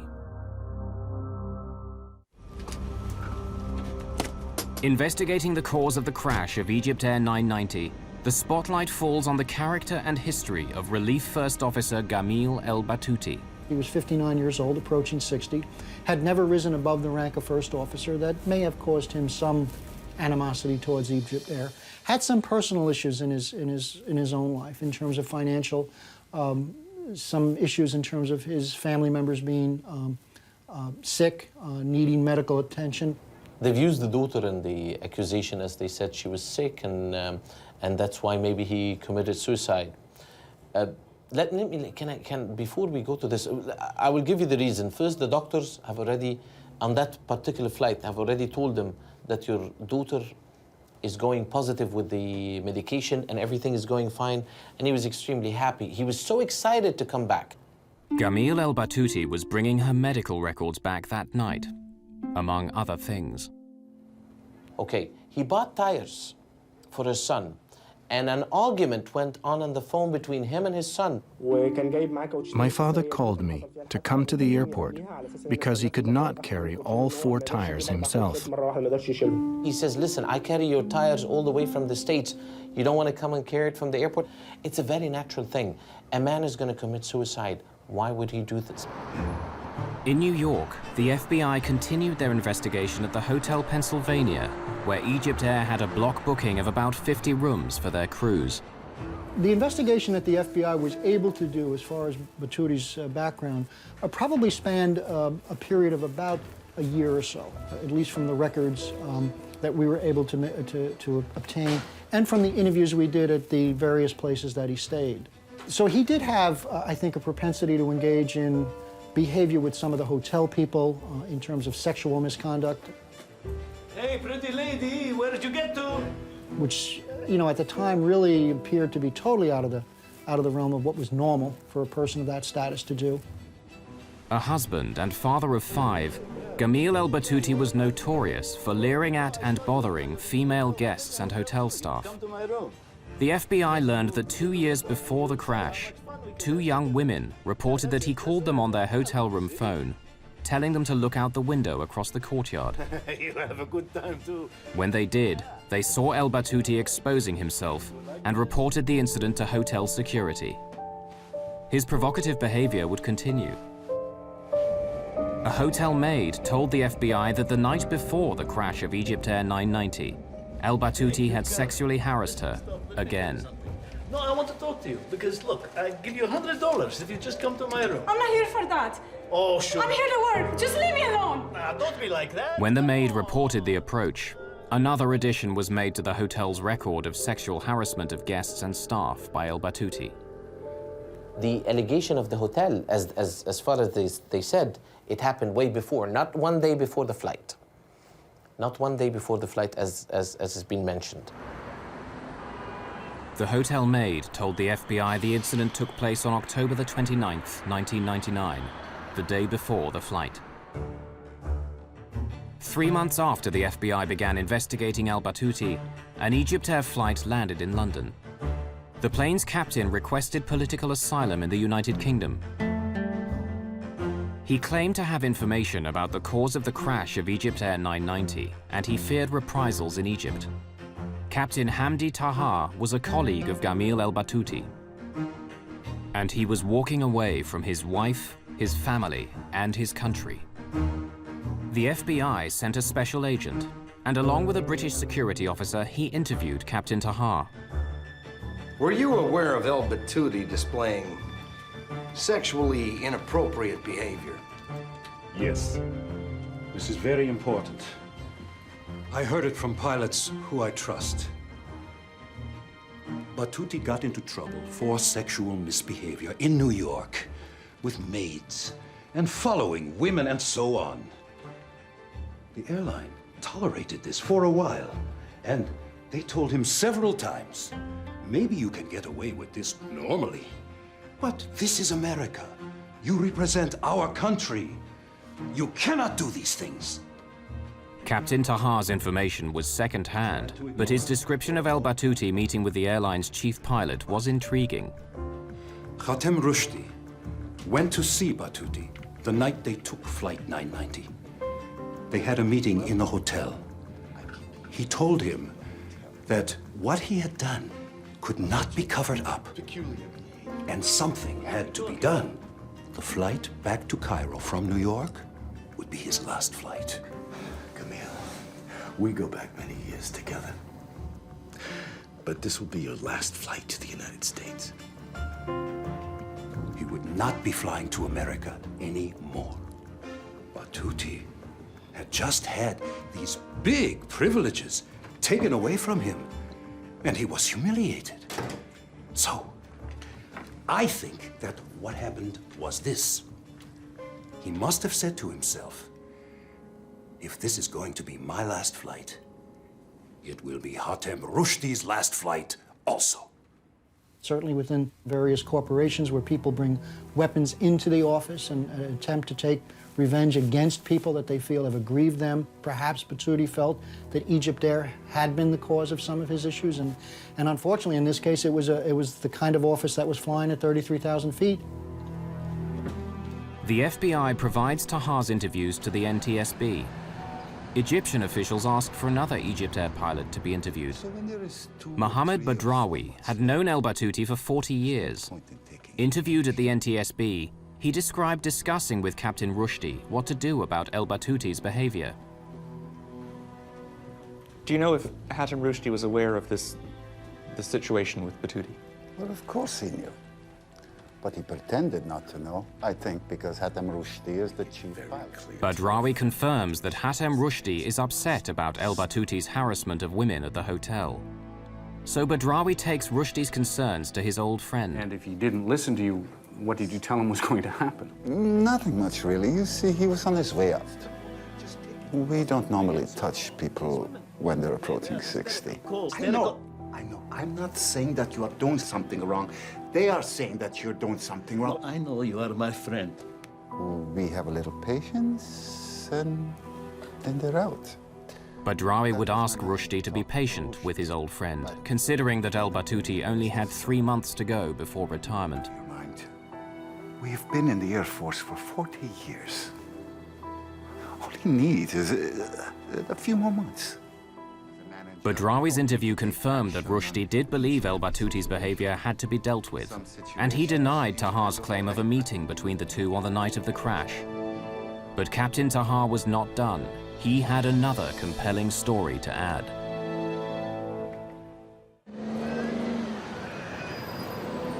In London, an Egyptian pilot has requested political asylum and is offering an insider's view of the most controversial tragedy in the history of Egypt Air.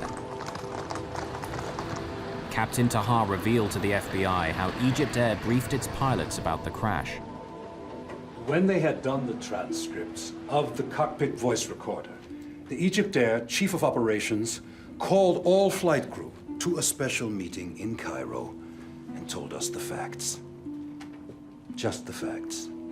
No commentary. No explanation of any technical problem. He did not say anything, but all we pilots realized that this was not an accident. And then he told us not to talk to anyone about it. Don't talk to your family. Don't talk on the phone. Don't talk to each other, he told us. All of us realized that Battuti had done this on purpose. For the American families involved, this was a case of 216 murders and 1 suicide. In Egypt, big, close, extended families combine with a strong religious faith to deny that Egyptians commit suicide. The story has many sides. It has to do with religion, it has to do with beliefs, it has to do with the culture. I think until today, still in the Egyptian culture, people don't believe that Muslims or that Egyptians or that people coming from that culture commit suicide.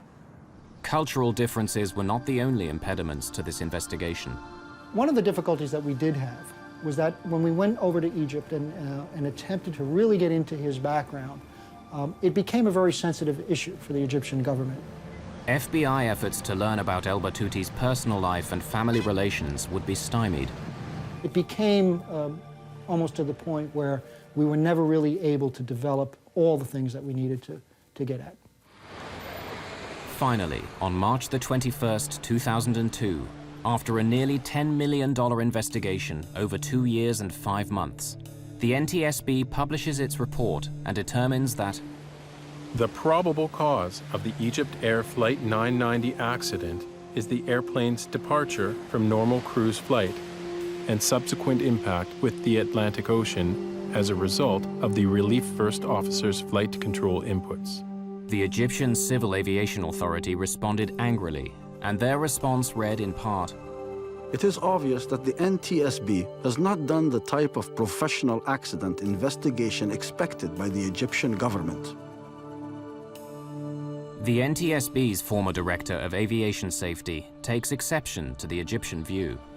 What was unprofessional was the insistence by the Egyptians, in the face of irrefutable evidence to anyone who knows anything about investigating airplane accidents and who knows anything about aerodynamics in airplanes, was the fact that this airplane was intentionally flown into the ocean. No scenario that the Egyptians came up with, or that we came up with, in which there were some sort of mechanical failure in the elevator control system would either match the flight profile or was a situation in which the airplane was not recoverable. Like many of his countrymen, the loyal nephew cannot believe his uncle Gamil was a mass murderer. This is a simple plane crash. It was put and made like this for no reason. It shows that it's a cover-up. Greg Phillips takes pride in having thoroughly investigated every lead and every scenario. When we sign on to be accident investigators, we do it with the idea that we're going to keep the next one from happening, not to cover up one that did because of whatever reason may be given to us. I've never known that to happen. I've never even known it to come close to happening. There continue to be differing perspectives on the crash of Egypt Air Flight 990, and unanswered questions remain for broken and damaged families. For many of them, answers to how and why this plane crashed will forever be a painful mystery.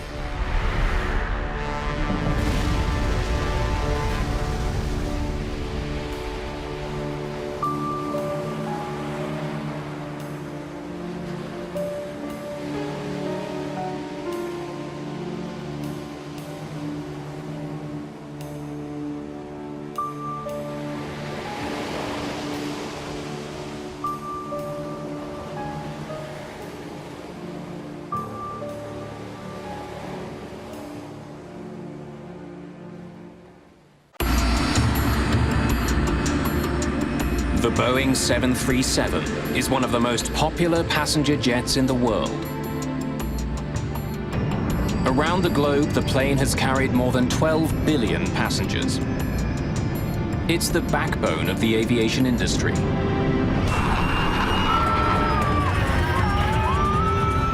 But in 1991, something happened on board a 737 that sent shudders through the world of aviation.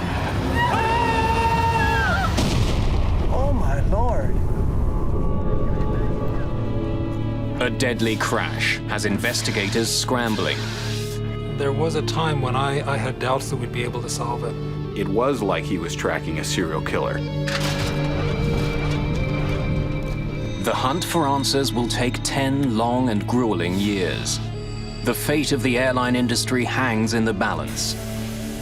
And the mystery isn't solved until more than 150 people are dead.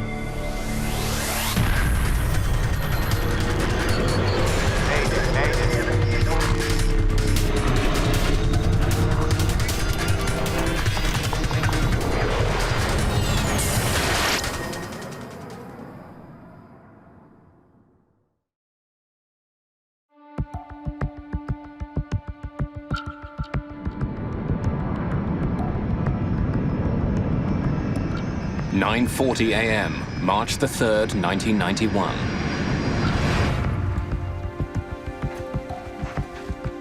After a short 17-minute trip from Denver, United Airlines Flight 585 is on final approach into Colorado Springs.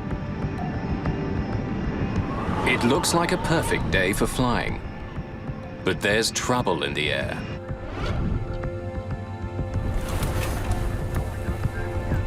Nice looking day. Hard to believe the skies are unfriendly. There's been heavy turbulence during the flight, and violent gusts of wind are forecast over Colorado Springs. Never driven to Colorado Springs and not gotten sick? At the controls is 52-year-old Captain Harold Green, a pilot with 20 years' experience and a sterling reputation. Green's co-pilot is Patricia Icing. At 42, she's one of the first female flight officers in United's history. Flight attendants, prepare for landing.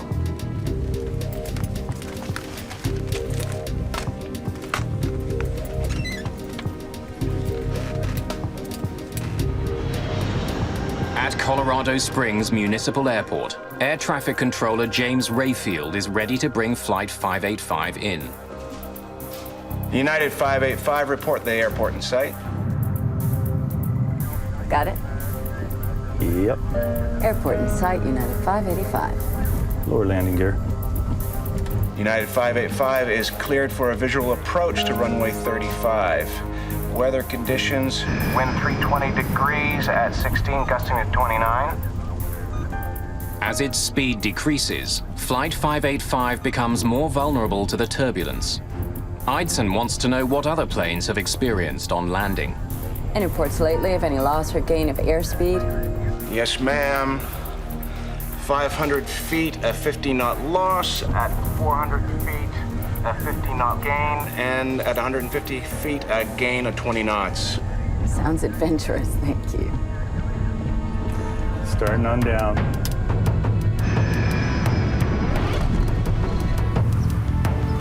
Less than 3 kilometers from the airport, retired policeman Harold Darnell is on his way to a local flea market.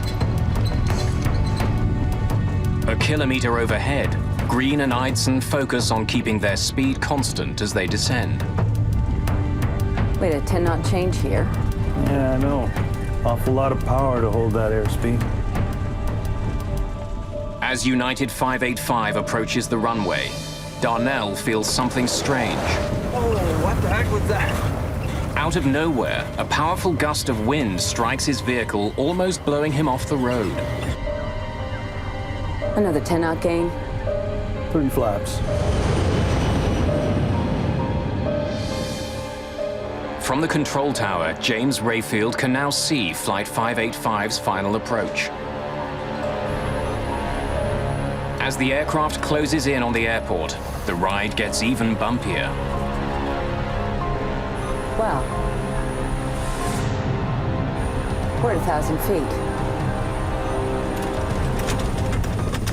Then, without warning, the 737 starts to spin out of control. Oh, God's sake!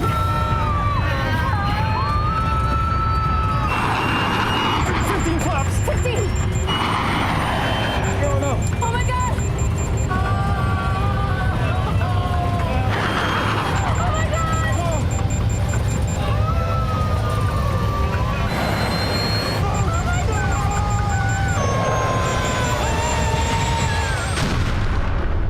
Oh, my Lord. Crash! Crash!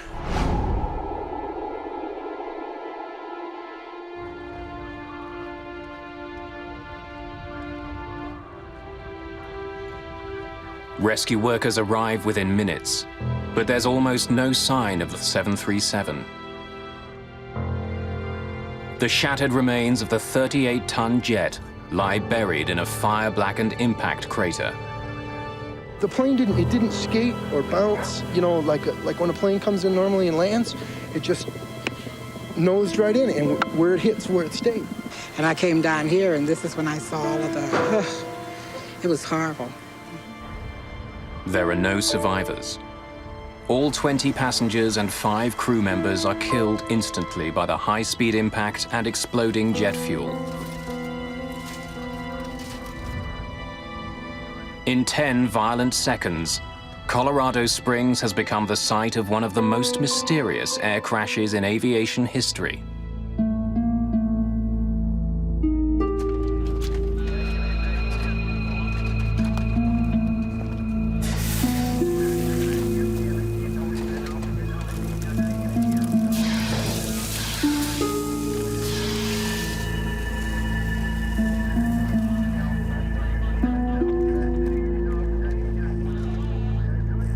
By nightfall, investigators from the National Transportation Safety Board descend on Colorado Springs.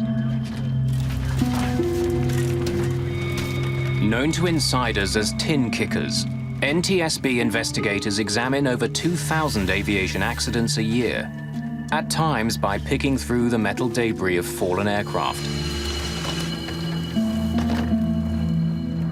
While coroners mark the location of human remains in red, NTSB investigators mark scraps of metal in yellow, looking for clues to help them solve the mystery of Flight 585.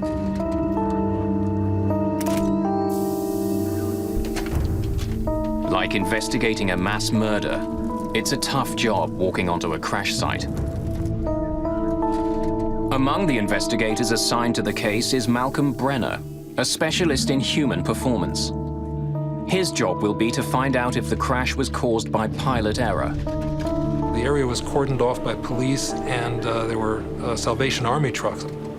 I got a cup of coffee, a cup of hot chocolate or something, and I thanked them for it, and they said, "No, no, thank you." And they had this look in their eyes like, "My God, you have to go into this site." Clues to the fate of United 585 lie mangled in a deep black hole. The fuselage is crushed like an accordion in the impact crater. The rest of the plane is in pieces spread over an area smaller than a football field.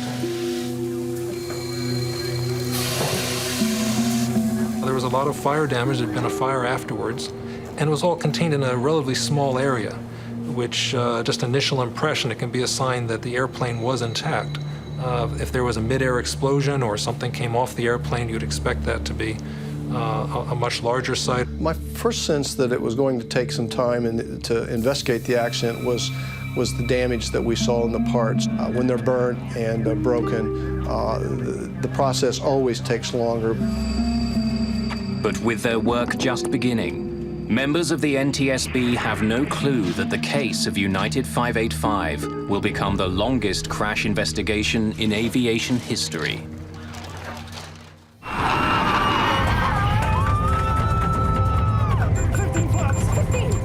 A clear late winter day in 1991 turned deadly in just 10 short seconds. Moments from landing in Colorado Springs, United Airlines Flight 585 fell out of the sky at 370 kilometers per hour. Crash! Crash! All 20 passengers and 5 crew members died.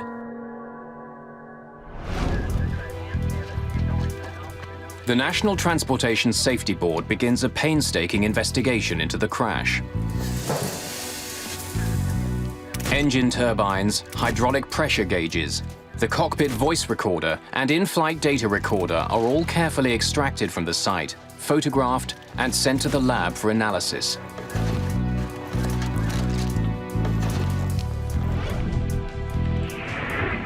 An important first step in the investigation is the analysis of the cockpit voice recorder. With pilot error a factor in 70% of air disasters, Malcolm Brenner's job is to see what role pilots Green and Icing played in the crash.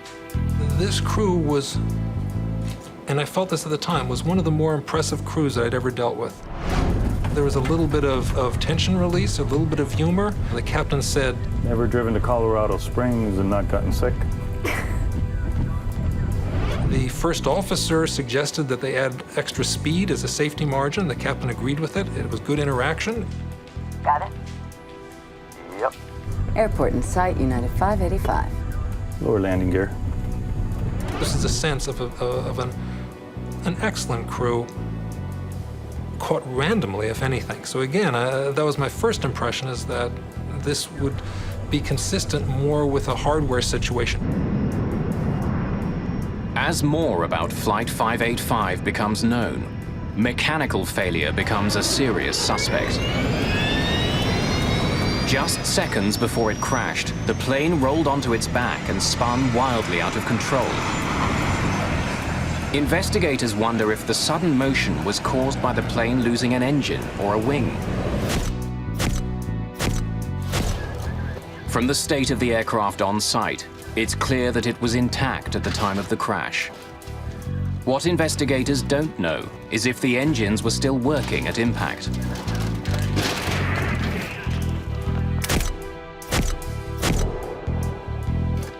Technicians examined the engine turbines. they discover dirt has been drawn deeply into every crevice. These blades were clearly spinning and sucking in air at the time of impact. The engines may have been running, but technicians aren't sure how well. The plane's hydraulic pressure dials are destroyed, their glass covers broken. The indicator needles have been snapped off by the force of the impact, but even these ravaged dials tell a tale. 15 flaps! 15! On close inspection, investigators find a critical mark. At the moment of impact, a dent was made on the faceplate by the jarred indicator needle. It proves that when United 585 crashed, its engines were running normally.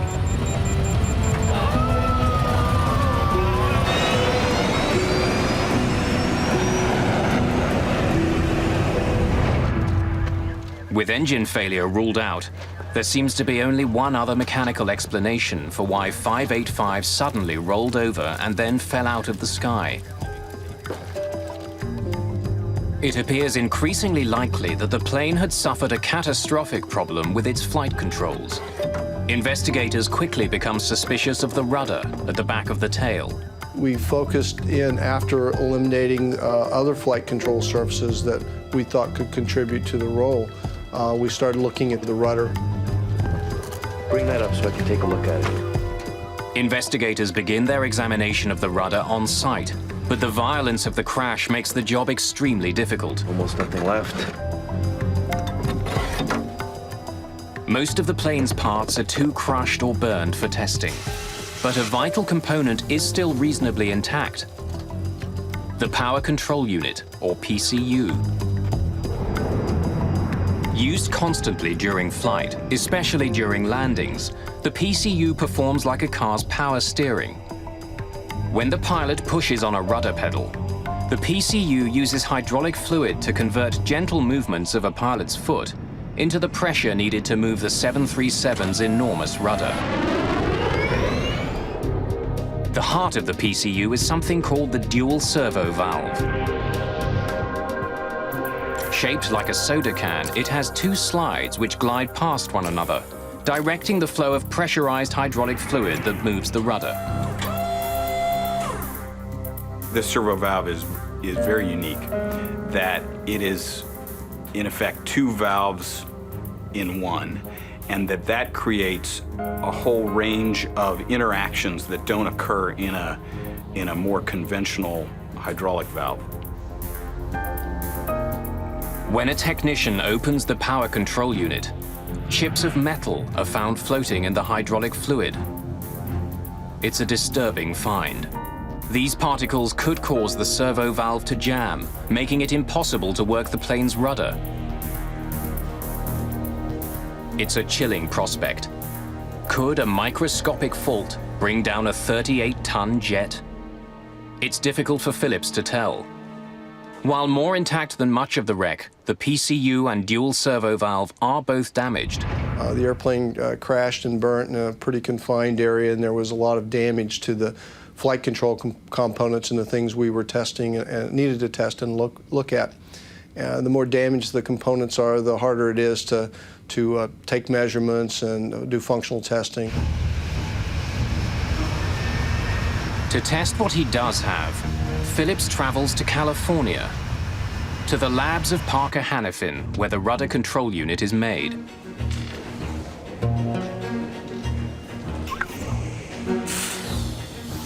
The curious metal chips floating in the PCU's chambers are dismissed. Phillips is told that filters keep them out of the delicate servo valve that directs fluid and moves the rudder. Nothing else is found that could explain any sudden movement of the rudder on Flight 585. We didn't have any absolute indication or information that we could point to that said the rudder power control unit, the servo valve, or any part of that flight control system caused that accident.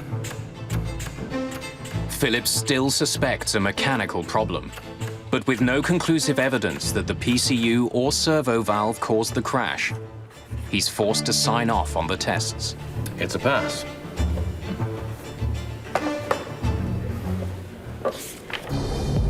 With Phillips at a dead end, only bad mountain weather remains as a primary suspect. An expert on weather-related aviation accidents, Greg Salatolo is trying to determine if heavy winds on the day of the crash were a factor. There is a history of events where there have been airplane accidents attributed to mountain waves or rotors. In 1966, a BOAC 707 near Mount Fuji disintegrated in a mountain wave and rotor. High winds crashing over mountain peaks leave so-called wind rotors in the lee side. Invisible, highly turbulent downdrafts that come plunging down with devastating power and are extremely dangerous to aircraft. We found a great deal of evidence looking at the surface upper air data and talking to witnesses in the area that rotors were a possibility. An explosion, it was right over there. Salatolo hears several eyewitness reports of bizarre mountain weather on the day of the crash. One of the most intriguing is from Harold Darnell, Oh, what the heck was that? whose truck was struck by a powerful gust of wind just moments before 585 crashed. But as Greg Salatolo combs through his evidence, the theory that a wind rotor knocked the plane from the sky is getting less and less likely.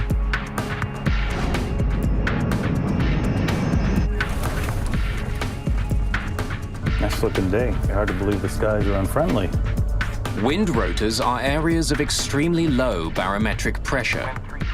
So if Flight 585 did pass through one, its altimeter reading would have spiked as the plane was blown suddenly upwards. There was no evidence that we saw that on the flight data recorder of 585. What the flight recorder did show was a fast and deadly drop in altitude as the plane fell to Earth.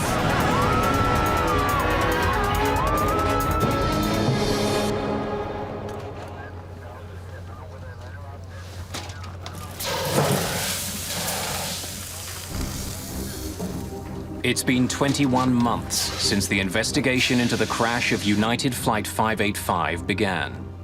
Almost 2 years in which the NTSB has studied the crew, the weather, the rudder, and thousands of other pieces of evidence. They've come up empty-handed. For only the 4th time in its history, the NTSB releases a report which doesn't reach a conclusion. The cause of the crash of Flight 585 is undetermined. We had put a lot of time and effort into the investigation, and we just weren't sure what had happened. It was like he was tracking a serial killer. He was frustrated that they had not solved 585. He did not want that to happen again. But almost 2 years after the report on 585 is released, the killer strikes again. At 7 p.m. on a clear, windless day, US Air Flight 427 is nearing Pittsburgh. Captain Peter Germano and First Officer Chuck Emmett are getting ready for their final approach. Folks, from the flight deck, we should be on the ground about 10 more minutes. Sunny skies, a little hazy. Flight attendants, please prepare for landing. I ask you to check the security of your seatbelt. Thank you. US Air 309, descend and maintain 6,000. As they close in on the airport, the pilots are on the lookout for another flight about 10 kilometers ahead of them. Looking for the traffic. Turning 100, US Air 427. I see the jet stream. As they pass through the turbulence left behind by the other flight, their jet suddenly and alarmingly rolls left. Hold on, hold on. Hold on. Shoot! Nothing the pilots do seems to have any effect.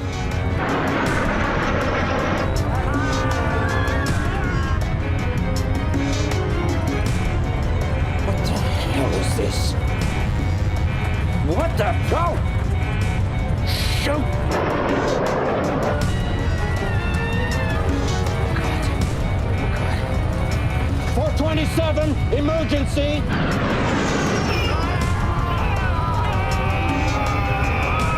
Oh, shoot. Oh, God. Oh, God, no!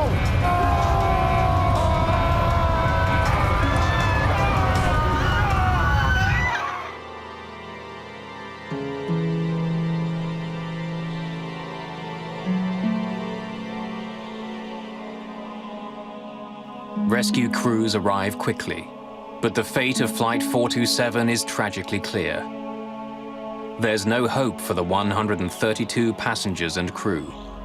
The human carnage is so bad, authorities declare the crash site a biohazard. US Air 427 accident was the first US accident where biohazard suits were used, and it made it more difficult. They were uncomfortable, they were hot, and to this day, when I put on a pair of rubber gloves, for any reason, I'm instantly transformed back to the site in Pittsburgh. Captain John Cox, a 737 pilot and a flight systems specialist with the Airline Pilots Association, is asked to join the team investigating the crash of Flight 427. As coroners attempt to collect human remains, NTSB lead investigator Tom Houter already knows his hunt for clues will be long and painstaking. When we first arrived at the crash site, well, first of all, there was no aircraft there. There were only bits and pieces of the airplane. It wasn't really recognizable as an airplane. With the help of eyewitnesses, information from the flight data recorder and the cockpit voice recorder, investigators begin to quickly see some striking similarities between 427 and the unsolved case of United 585. In fact, they seem to be mirror images of each other.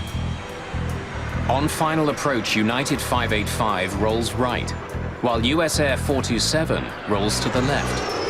Oh, God, flip! Hang on. Both crews are caught by surprise, and after just a few terrifying seconds, both aircraft plummet straight into the ground. Certainly the whole team was aware of the previous accident with United 585 in Colorado Springs. We try to keep that in the back of our minds and take a look at this one as to what it presents to us. As the investigation continues, the list of similarities grows. 427's engines were also attached and functioning at the time of impact. But for all the similarities, there's one important difference. Unlike United 585, as US Air 427 approached Pittsburgh, weather conditions were dead calm.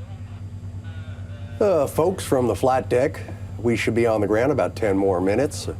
Sunny skies, a little hazy. Taking a look at the flight data recorder information, the aircraft's approaching Pittsburgh. It's an extremely smooth night. There's just no turbulence at all. The pilots are relaxed. They're talking about the landing. Flight attendants, please prepare for landing. Ask you to check the security of your seatbelts. Thank you. As he did in the case of United 585, Greg Phillips will once again lead the investigation into the mechanical aspects of the crash. Almost immediately, he makes a promising discovery. Miraculously, much of US Air 427's tail and rudder appear intact.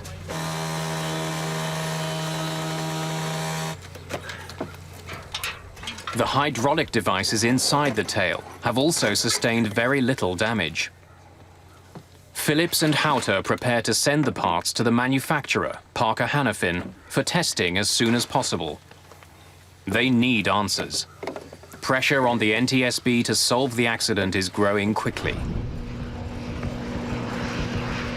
Not only are the crashes of flights 585 and 427 disturbingly similar, both of them involve the same kind of airplane, a Boeing 737. But with serious questions being raised about the plane's safety, billions of dollars, and perhaps the airline industry itself, are at risk. We couldn't live with the fact as investigators of having two unsolved 737 accidents. The airplane is in too much use, too wide a use around the world. It carries too many people every day. Unsolved was not an acceptable answer. If 427 was an undetermined accident, we could not find the cause of this accident, there was a great chance that if there was a third accident with the 737 fleet under similar circumstances, that the 737 fleet would have been grounded. Careful with it. The investigation into the crash of Flight 427 may be the most important in the history of the NTSB. But it won't be easy. Answers are still years away. In just 3 years, 2 Boeing 737s have crashed in the United States with no survivors. Site United 585. In both cases, the planes were moments from landing. Flight attendants, please prepare for landing. And in both cases, the planes were under full power, but the pilots were unable to control their jets.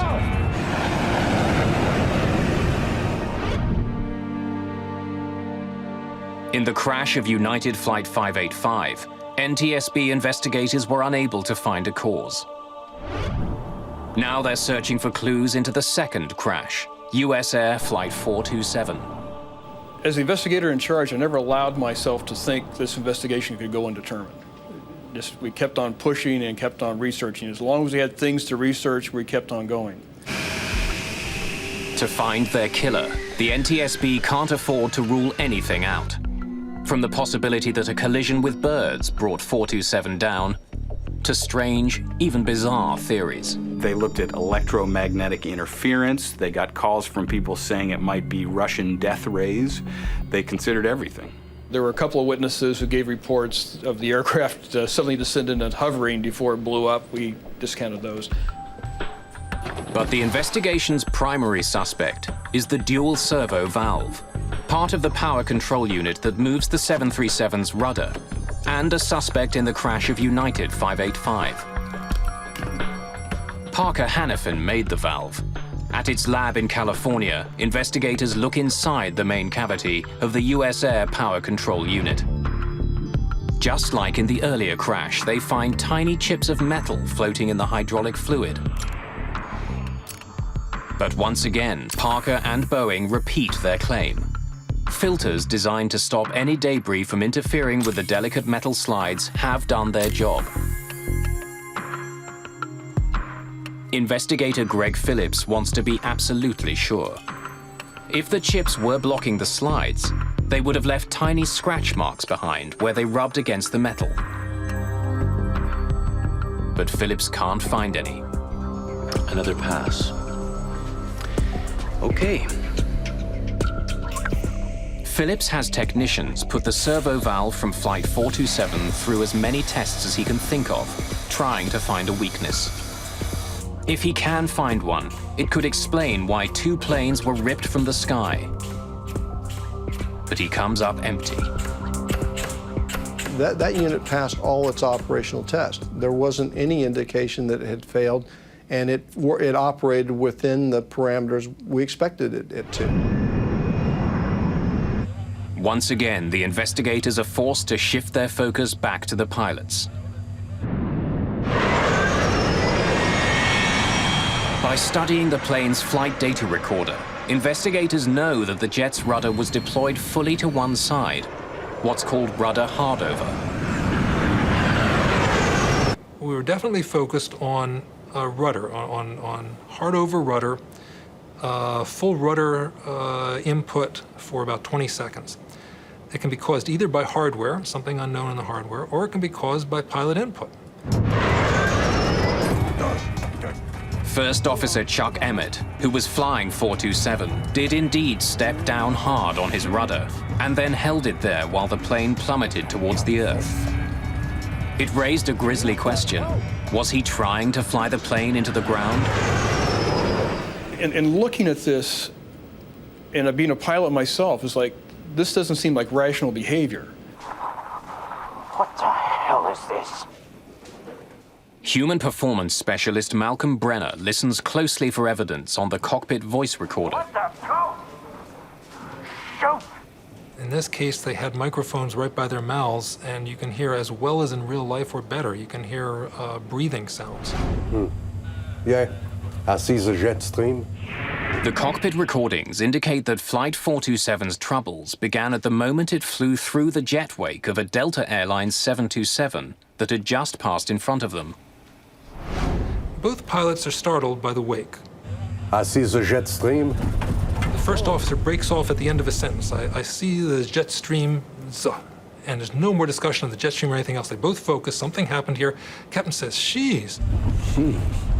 It was such a smooth flight that it was a momentary jolt that they just hadn't anticipated. And with that, the pilots got on the controls and immediately, put in a rudder input.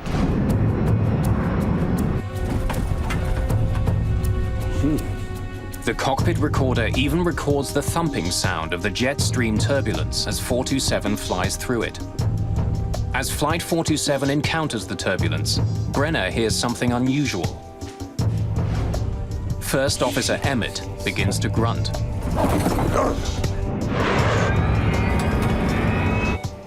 The grunting is unusual.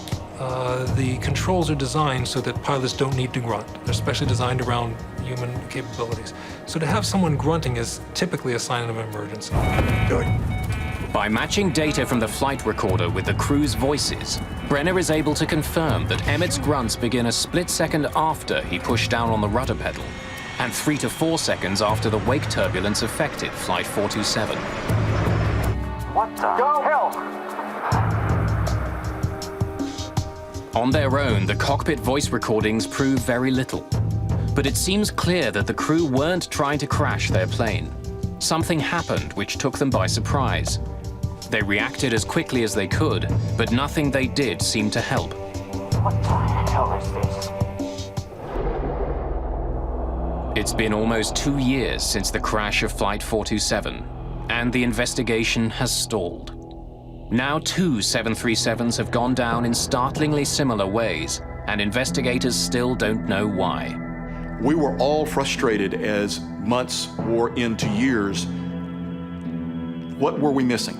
It definitely took a toll in their personal lives. They worked incredibly long hours.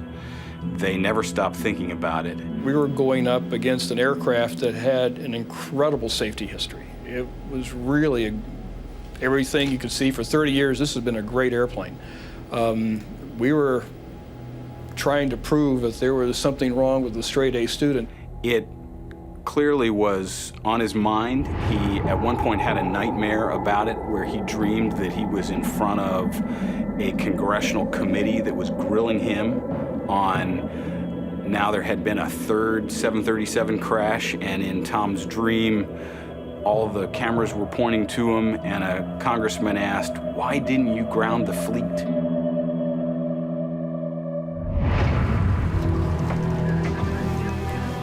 Unsure of where to look next, and with the trail of evidence getting colder, investigators need a break in the case, and fast. East Wing 517, you're clear for landing.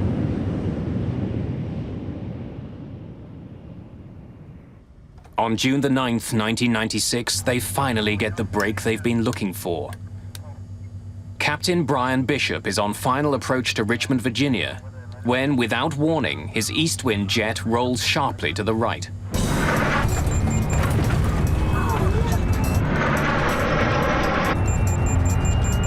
We didn't know to what extent, but we knew we had a problem with the rudder. I turned the yoke the opposite direction, stood on the opposite rudder pedal. The pedal didn't move for me. For over 30 seconds, the 737 flies in a precarious right bank as Bishop fights to keep it from rolling over. Then suddenly, the unknown forces holding the jet let go, snapping the wings back to horizontal. In a matter of seconds, it released itself and went back to normal. We had started the checklist. Almost before I could finish the sentence, all of a sudden there was just a wham.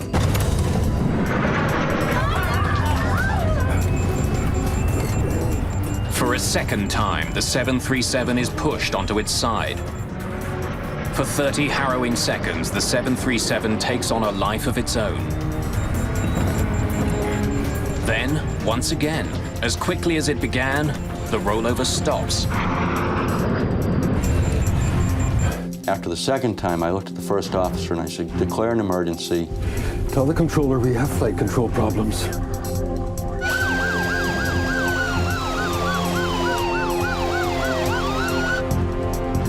As they slow down to land, the risks increase.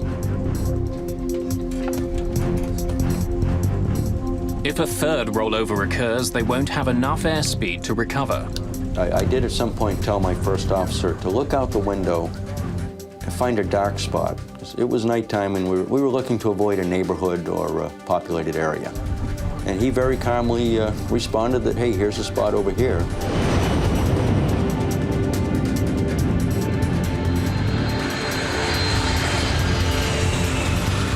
But there is no third rollover. Bishop brings Flight 517 in high and fast and lands safely. Taxiing in is when I realized my legs were shaking. We got the aircraft to the gate, and I did pick up the PA to make an announcement to try to explain what had just happened to these people. And on picking up their microphone, I realized there was nothing I could say to make this any better. And probably for the first time in a long time, I was at a loss of words. So I simply put the microphone down and let it go at that. But Bishop won't remain speechless for long. By the next day, the investigation team has arrived in Richmond. Flight data recorded it was undamaged, an airplane undamaged. We launched to the scene. The airplane literally didn't move, stayed at its location in the airport until we got down there. There were a lot of FAA, a lot of NTSB, and they all wanted to talk to us very badly. It gave the NTSB a tremendous break because suddenly they had a 737 that had a rudder incident that was intact, and they had a pilot who was alive and who could talk about it. I think they were much happier to have the airplane than me. I think the airplane probably gave them more to research than I ever could. NTSB investigators quickly determined that what happened on board Eastwind Flight 517 is alarmingly similar to events on Flights 427 and 585. If they can discover why Bishop's 737 rolled over, they may be able to crack two mysterious and fatal accidents. And when we said, well, what happened? They said there was something wrong with the rudder pedal. The pedal wouldn't go down. I was standing on the rudder pedal and I couldn't get it to go down. My God. With Bishop's first-person testimony, investigators immediately zero in on Eastwind's rudder controls. The power control unit is removed, inspected, and then tested again and again.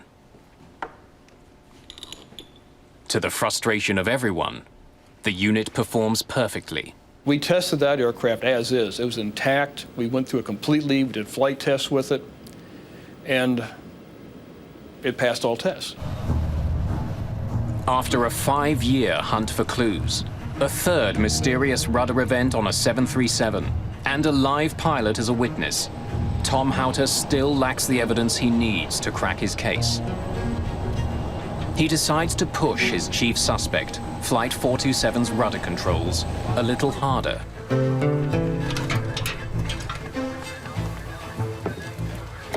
One fellow mentioned a test they had done in the military of a thermal shock, where if you had the actuator being very cold and put in very hot hydraulic fluid, it would cause it to react in strange ways. So we put together a thermal shock test. And this test was extreme, to say the least. On August the 26th, 1996, in Valencia, California, NTSB investigators gather to watch the torture test of US Air 427's PCU. After soaking it in dry ice, the PCU is blasted with nitrogen gas to simulate the minus 40-degree temperatures at 10,000 meters. Then it's quickly injected with superheated hydraulic fluid and given the command to start working. As we were standing there listening to the actuator move left and right, it stopped. And it was not commanded to stop. It just jammed. Stopped working completely. Take a look. Systems investigator Greg Phillips now asks that the valve be taken apart and scanned for scratches. They find none. Look at that. Doesn't leave a trace. It's a crucial breakthrough to solving an almost perfect crime. Not only have they proven that the valve which controls the rudders can jam, no evidence is left behind. Tom Houter and his team have now found that a small hydraulic valve that controls the rudder of the world's most popular commercial jetliner can jam in the right circumstances. It's an ominous discovery, but incredibly, there's another shocking surprise in store for the investigators. October the 15th, 1996. For the last 5 years, the National Transportation Safety Board has been struggling to crack its toughest case.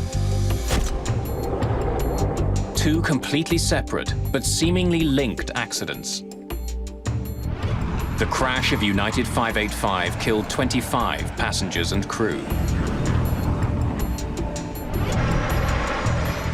3 years later, the US Air Flight 427 disaster took another 132 lives.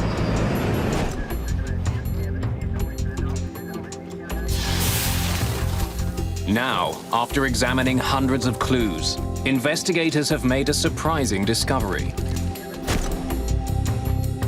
A new test has revealed that under the right circumstances, the hydraulic valve that moves the 737's rudder can jam. It just jammed. But the surprises aren't over. The most important breakthrough came when a Boeing engineer, examining the data from that test, discovered some numbers that indicated the valve at that point had actually reversed. Whoa. It's a stunning revelation. Not only can the servo valve jam, but it can then function in reverse. It means that any time a pilot tries to correct a rollover by pushing on the rudder might turn in the opposite direction, causing a fatal accident. And the reversal is like driving your car. You turn to the right, it goes left. You're not going to figure out this failure mode until you go off the road. And in these cases, that's the pilots were faced with, something so unusual that they didn't understand what was happening. What the hell is this? They had evidence now that the valve was unique, that the valve not only could jam, but would reverse. 427, emergency! That would explain why the first officer, Chuck Emmett, would keep his foot on the rudder pedal, because he's thinking, why isn't the plane going right? And he's feeling the plane go to the left.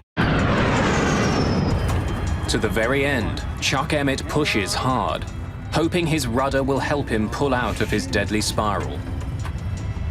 Tragically, he has no way of knowing that he's steering the aircraft straight into the ground. Ever driven to Colorado Springs and not gotten sick?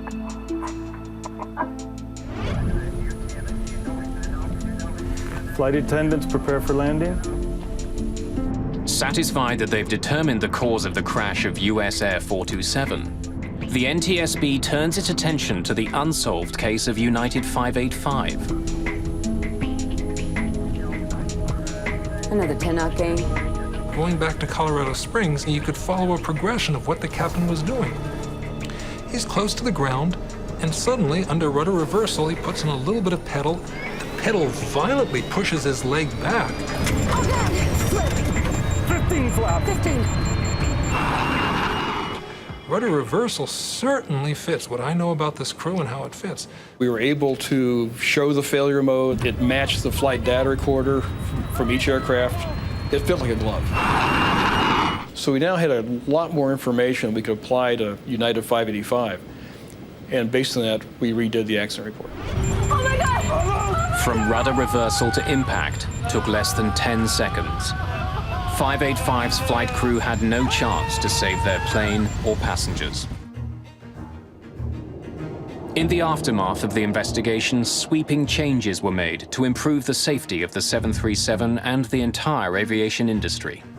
New training protocols were designed to help pilots react to unusual in-flight events. In the 737 fleet, pilots are now trained on how to react to both rudder hardovers and reversals. The scenario of the US Air 427 accident, if the crew had the information that we have today, I believe they would have landed safely in Pittsburgh that evening. The FAA also directed Boeing to redesign the rudder's dual servo valve to eliminate the potential for reversal. Boeing spent hundreds of millions of dollars to replace the valves on thousands of 737s around the world. One thing we don't like at the safety board is to have an undetermined accident, because then we can't make a change to improve safety. So out of US Air 427, United 585, we have a much safer 737 fleet.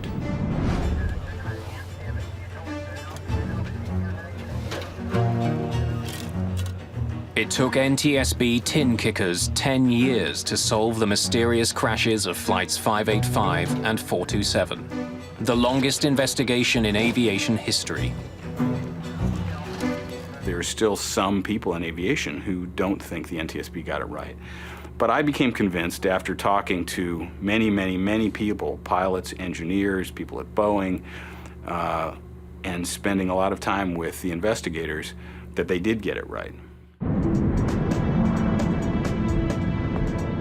Since the replacement of the 737 servo valves, there hasn't been a similar crash of the most popular, most profitable plane in the world.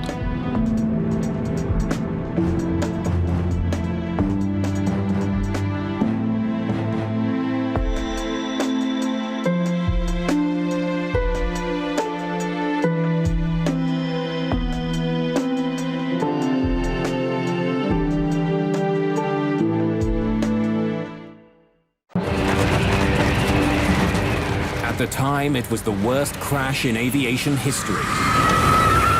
It was just a scene of absolute, utter devastation. In 1974, more than 300 people died when their plane fell from the sky. There's barely anything left here that's recognizable as being a part of an aircraft. You couldn't walk anywhere without the danger you were going to stand on a part of a human being. The key to understanding the disaster is found thousands of kilometers away. An unusual piece of evidence that tells the troubling story of a crash that could have been prevented.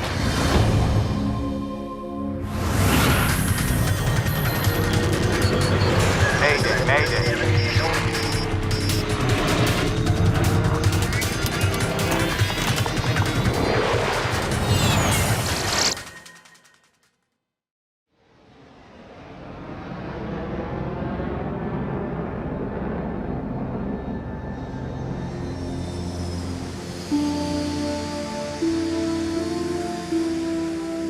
June the 12th, 1972.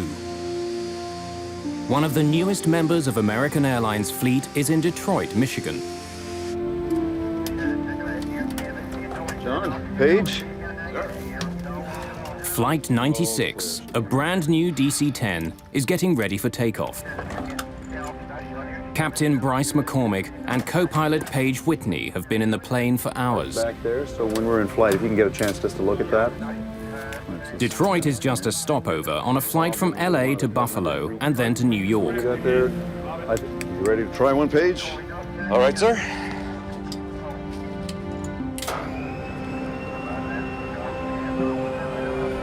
McCormick has flown the plane out from California, but Whitney is going to fly the next leg.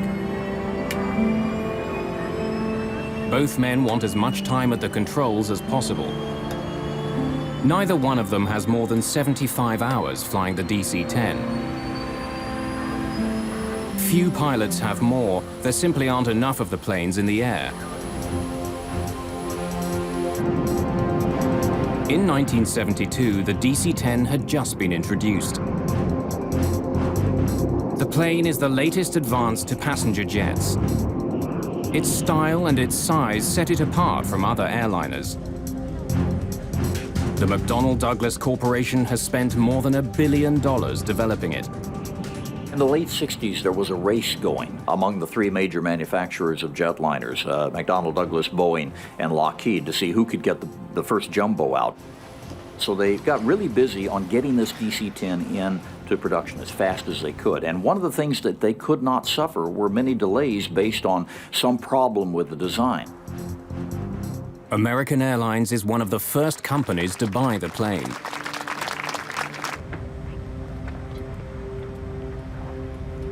Flight 96 is one of those planes.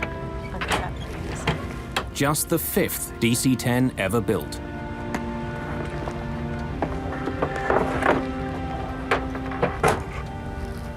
Cydia Smith has just been trained to be the chief flight attendant on the DC-10.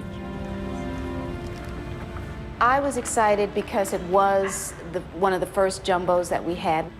And I was going to have the opportunity to fly number 1, which is what I always wanted to do on a big jet.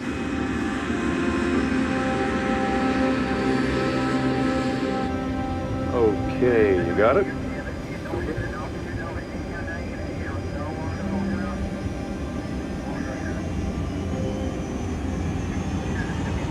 Hand on the wheel.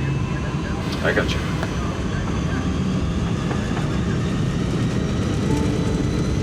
V1, rotate.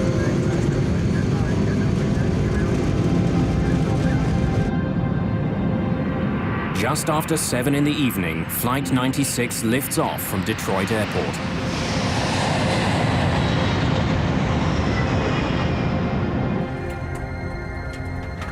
Just minutes after takeoff, the plane is rising easily through 3,500 meters over Windsor, Ontario, Canada.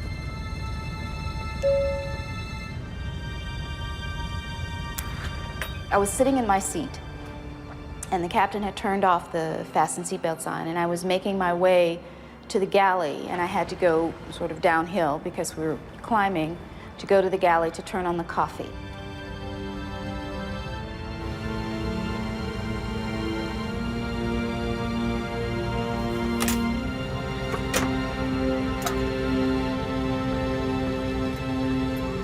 When I punched the coffee and I moved over to one side, that's when it happened.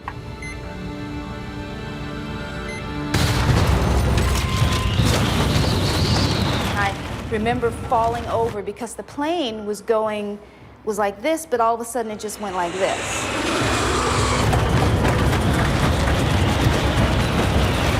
I saw ceiling compartments fall, and I saw things coming out of pockets and everything, and I thought to myself, oh boy. It felt like the last day of my life. We hit something! We lost an engine here! In the cockpit, the crew is fighting for control of their jet. The throttles which control the 3 engines have snapped to idle. The plane loses almost all its thrust. The huge jet begins slowing down. The plane immediately took a huge drop. And the next thing that happened was I was hit in the face with a piece of the plane. My husband was frantically trying to find a stewardess to give me something to put a pressure on my face to stop the bleeding. Let me have it! McCormick takes over control of the plane. He and Whitney wrestle the jet level. But Flight 96 has been badly damaged. Have we got hydraulics? No, I've got full rudder here. The rudder on the tail, which controls the direction of the jet, is jammed to the right. That's forcing the plane to swing dramatically in that direction. While McCormick fights to turn his damaged plane back to Detroit, Cydia Smith is shocked to see a gaping hole in the floor of the main passenger cabin. People were asking me, what to do, and I knew that I didn't know what to tell them.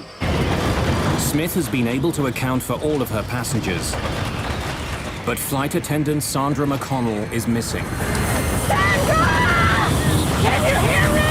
Sandra, where are you? And finally, I saw her come out of one of the bathrooms. McConnell has to cross the hole in the floor to move to safety.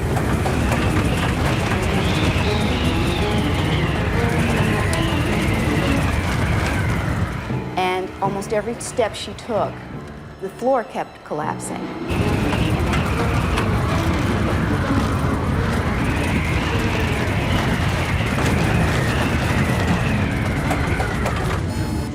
The crew brings up power to the engines on the wings.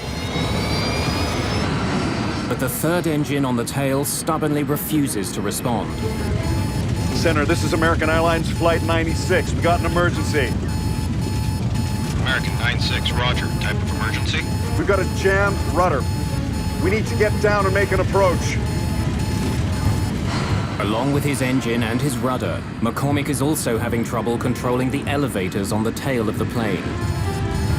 They help him move the massive plane up and down. They're slow to respond, but he can move them. The situation isn't completely hopeless. I think it's going to fly! American 96, turn further right, heading 200. Without complete control of the elevators, and with a rudder that's frozen to the right, McCormick has to use his engines to turn the plane. By increasing the thrust on one side of the plane, he can change direction. But it won't be fast. I have no rudder control whatsoever, so our turns are going to have to be very slow and cautious. All of the passengers move as far away from the hole in the back as possible.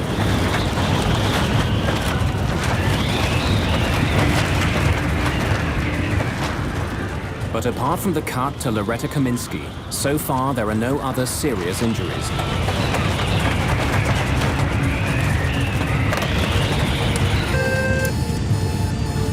Captain, there's a hole in the back of the plane. A hole? Yes, sir. What do you want us to do? Get everyone ready for an emergency landing. Bryce McCormick's DC-10 is badly damaged. The lives of everyone on board now depend entirely on his ability to land a plane that can barely fly.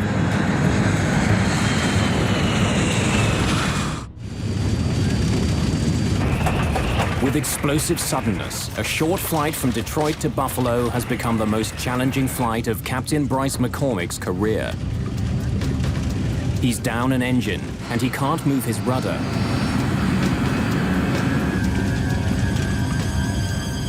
As he heads back to Detroit, McCormick begins to slow his plane down so it can land safely. But when he does, his plane begins falling dangerously fast. Ideally, McCormick should be descending at 700 feet a minute. But now he's falling more than twice that fast. 1,600 feet per minute. What's the sink rate? Sink rate, 1,600! At this rate, McCormick will crash well short of the runway.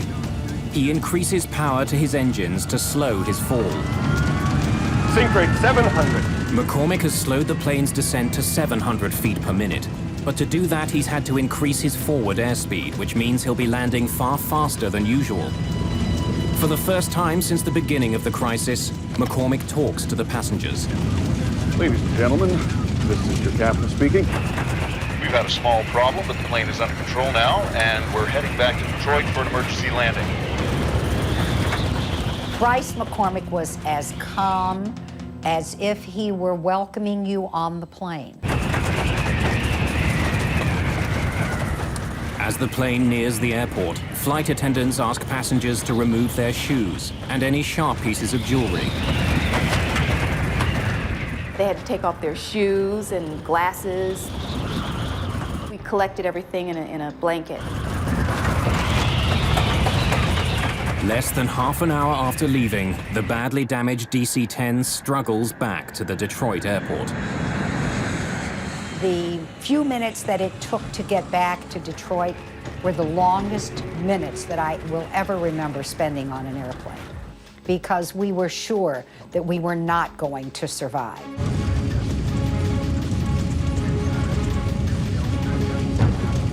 Captain Bryce McCormick now needs to give the jet even more power to push the nose up for landing. His plane is still drifting to the right and traveling fast. I have no rudder to straighten it out when it hits. The DC-10 with 67 people aboard roars toward the runway at almost 300 kilometers an hour.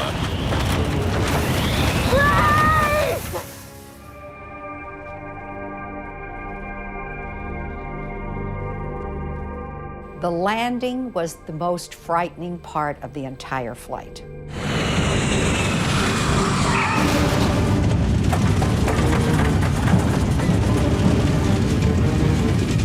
When the plane hits the ground, it begins veering hard to the right. Once the plane landed, it seemed like we just went on forever. I mean, it was just forever. One set of landing gear wheels runs off the runway and through the grass.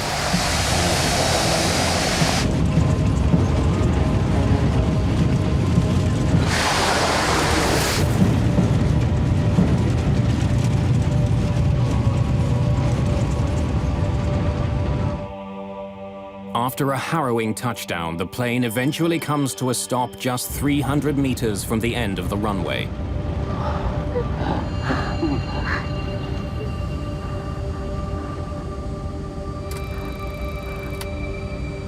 Okay. Engines off at your discretion. Shut him down.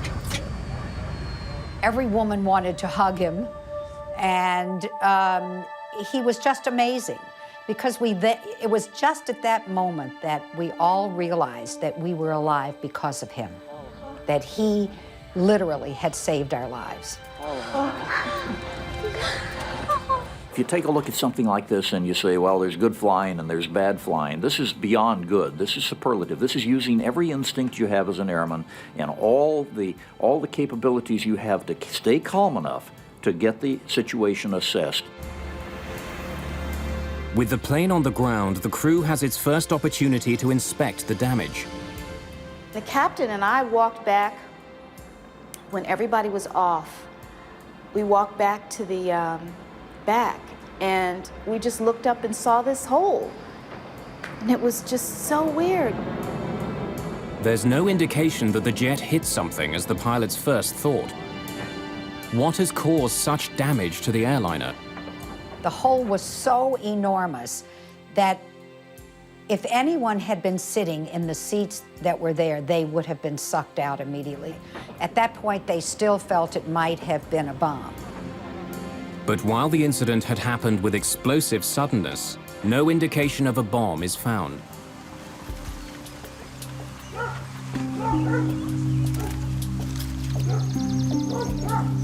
As investigators begin their work, they discover that not all of the DC-10 is at the Detroit airport.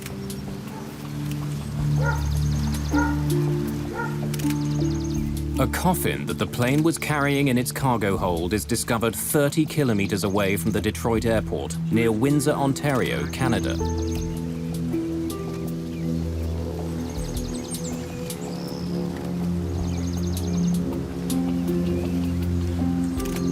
Investigators also find the plane's rear cargo door. Doors are not supposed to fall off airplanes, especially since it was a rather new airplane. You would not expect something like that to happen. When they examine the cargo area of the plane, they discover that the very design of the door makes it a potential weak spot. These don't look like they... Most doors on a jet open inward. In fact, the door is slightly larger than the frame it fits into. As the pressure builds inside a jet, this type of plug door is actually forced into the frame of the aircraft. The design makes the door extremely safe. But McDonnell Douglas designed the cargo door on the DC-10 to open outward. That decision was made to increase the amount of storage space on the plane. When it's closed, hooks on the DC-10's door grab hold of a bar on the plane's doorframe. To make sure it's closed, baggage handlers push down on a lever, which drives locking pins through the hooks, which hold them in place.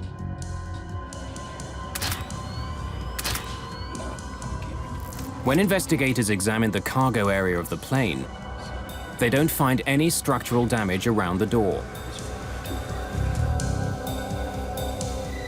When they study the locks on the cargo door itself, they find that the latches are not completely closed. And the pins that are supposed to make sure the door is locked are not in their locked position. When we interrogated the cargo handler that closed the door, it became immediately apparent that he used excessive force to close the door.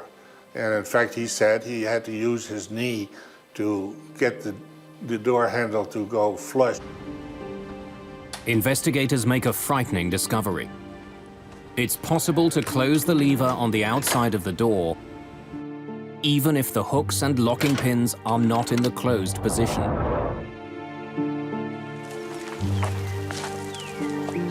Paul Eddy is a journalist who investigated the history of the DC-10. What Windsor showed is that you could actually pull the handle in order to buckle the top fixture so that the handle went home properly, but the locking pins had not gone through the spools.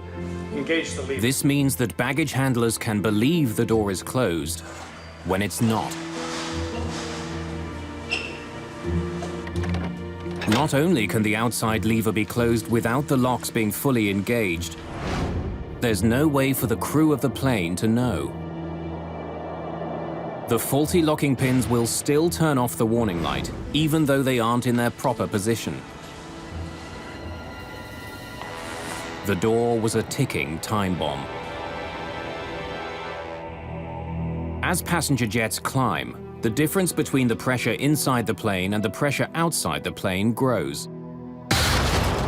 If a door isn't properly shut, it will blow out with explosive force. The problem on the American Airlines flight began as the plane passed through 3,500 meters.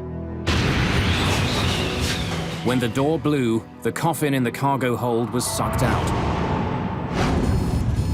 When the air pressure inside the plane was released, anything that wasn't firmly attached was pulled out of the airliner.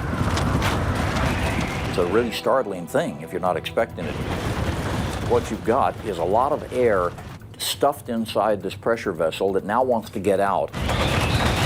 And the bigger the airplane is, the more powerful the hurricane of air leaving the airplane is during that period of time. By itself, explosive decompression does not make a plane unflyable. So why had Captain McCormick experienced such difficulties controlling his jet? Investigators take a closer look at the back of the plane's cabin and learn that the very design of the DC-10 makes it vulnerable. When the cargo door blew off, there was so much pressure on the floor of the cabin that it collapsed into the cargo compartment below. When it did, the floor ripped into some of the plane's critical control systems. When it collapsed the floor, it took the cables that controlled number 2 engine, and it took most of the cables, or impeded most of the cables that had to do with the flight controls in the back. I think it's going to fly! It left McCormick just enough control to keep his plane level. The remarkable flying of Bryce McCormick had saved the lives of everyone on board Flight 96. But there was a problem with one of the newest and most expensive planes flying over North America. In the Windsor incident, there was an obvious flaw. And that's where the NTSB said, look, here is really the smoking gun, the ability to close that thing without having all those locks engaged. Let's make sure we change this system right now. Every DC-10 operator needs to know this. I want everything checked. I want all the bolts checked first. Chuck Miller is the head of the NTSB's Aviation Safety Bureau. We have to check all the latches, okay? Every single latch. It's his responsibility to point out problems with the new DC-10 and propose solutions. He helps write the fixes he thinks McDonnell Douglas needs to make to keep the plane safe. He was a very, very professional man, and he had his investigators had enormous respect for him. Chuck didn't sit back in the office. Chuck was always on the scene. For Chuck Miller, fixing the DC-10 is a matter of professional pride. For McDonnell Douglas, the near accident over Windsor has enormous implications. Their billion-dollar gamble came close to tumbling from the sky. If anything else goes wrong, the company itself could be at stake.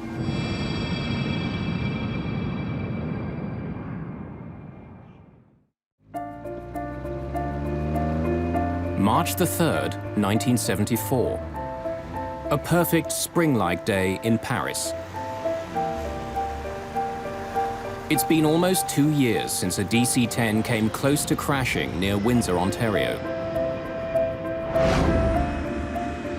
Now more than 50 of the new planes are flying around the world. One of them, Plane 29, is owned by Turkish Airlines. Normally, the last leg of this trip from Turkey to England wouldn't be very crowded. But today, the DC-10 is filling up fast. People are squeezing into seats throughout the plane. A strike at a British airline has passengers scrambling for any flight back to London. Wendy Wheel is one of many last-minute additions to the flight. A model, she's returning home after a shoot in Spain. We'd been married for 18 months, and we were about to start a family. I believe the secret of her success for modeling was not just that she was a very attractive girl and good model material, but she was generally liked by all the photographers because she had such a pleasing, lovely, light personality. With all the new passengers boarding, the flight is a little behind schedule. And it's not only the crew who are waiting. At the back of the plane is baggage handler Mohammed Mahmoudi. With all the new passengers, he's not sure if there are any more bags to load. C'est tout. Vous êtes fini. Bien, j'ai l'affaire. Not expecting any other luggage, Mahmoudi locks the rear cargo door.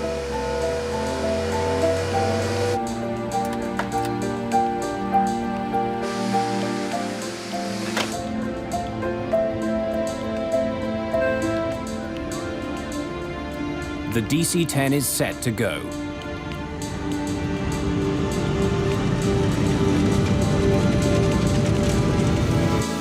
Just after 12:30 in the afternoon, THY Flight 981 lifts off into the skies above Paris. London is less than an hour away. Race control, this is Tango Hotel Yankee 981. We're at 60, requesting clearance to flight level 230. Tango Hotel Yankee 981, you are cleared to flight level 230. 981, roger.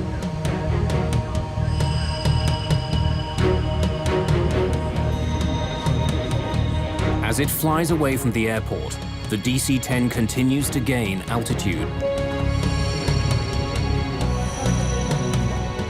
2,700 meters.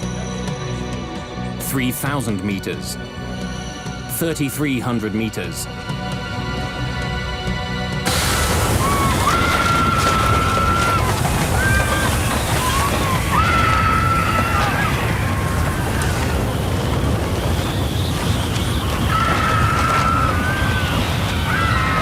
The huge jet shudders and banks to the left.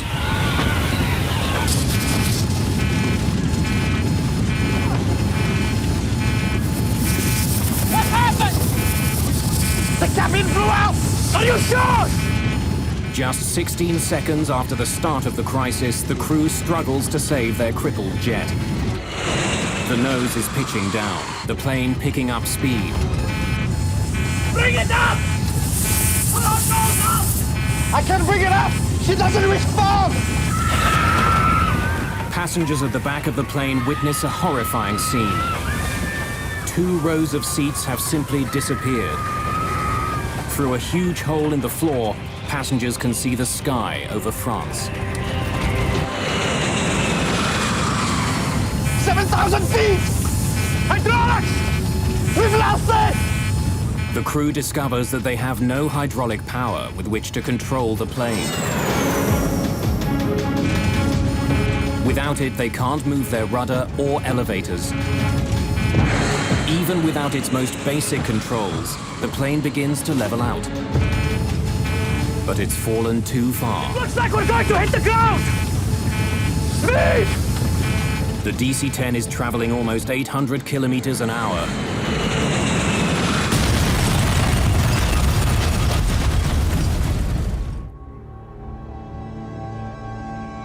The flight from Paris to London never even makes it to the English Channel. Just 9 minutes after taking off, Turkish Airways Flight 981 becomes the worst plane crash of all time.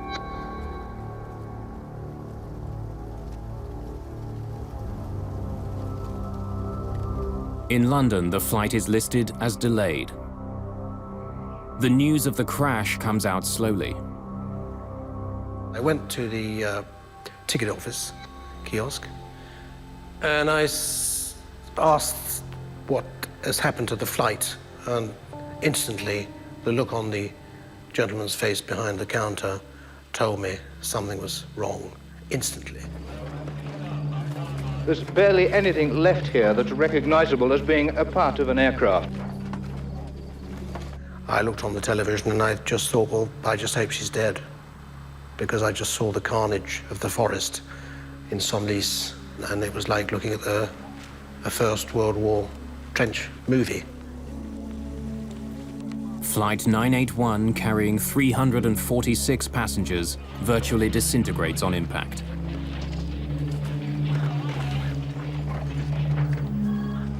There are no survivors. It was just a scene of absolute, utter devastation. And the litter of personal possessions, electric wires, bits of metal, bits of bodies, just strewn everywhere. I mean, you couldn't walk anywhere without the danger you were going to stand on a part of a human being. I still have nightmares about this, even though it's 33 years ago. Investigators for the French Accident Investigation Bureau are quickly on the scene. My first job was to evaluate the scope of the wreckage and to begin the first investigation on the spot. At first I was unable to know what has happened. I was just seeing that a terrible crash has occurred and that it will be a very hard work for the investigators. Despite the enormous force of the crash, the black boxes, made of 3 layers of hardened steel and insulation, survive. Their contents could provide valuable clues about the crash. Most of the speculation was that it must have been a bomb, because, you know, you've got a almost brand new, very powerful aeroplane flying in clear blue sky, and it gets to 12,000 feet and falls out of it. Investigators are called to a field 15 kilometers from the crash site. They find a piece of fuselage and 2 rows of seats from the DC-10. Somehow, they fell free of the airliner before the rest of the plane smashed into the forest. When investigators arrive, the bodies of the passengers who were in the seats have already been removed.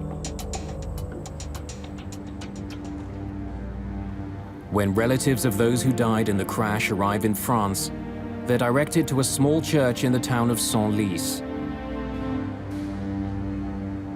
One of the saddest sights I've ever seen is in this church. They laid out on tables everything they'd found, clothing, possessions, teddy bears, rings, watches. And then relatives who wanted to were allowed to come and walk around these trestle tables with all this stuff laid out.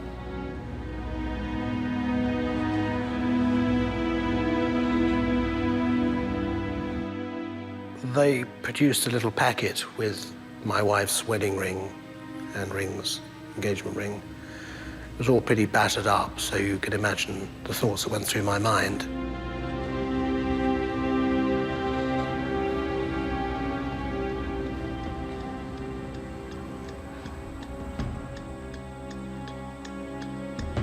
Since the accident involves an American plane, the NTSB's Chuck Miller joins the investigation.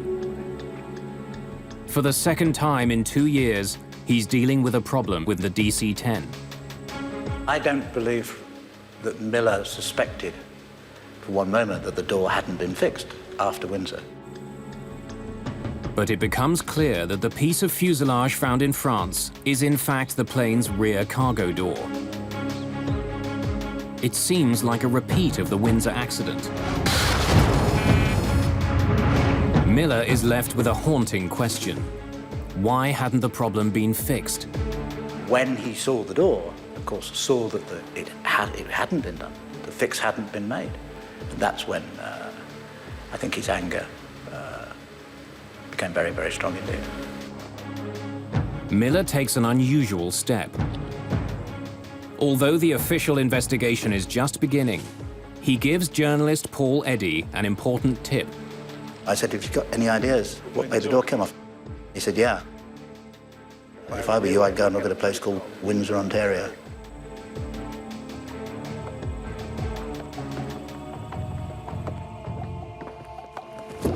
Hello. I'm Chuck Miller. Miller shares his suspicions with the French investigators. Could you please pass these around?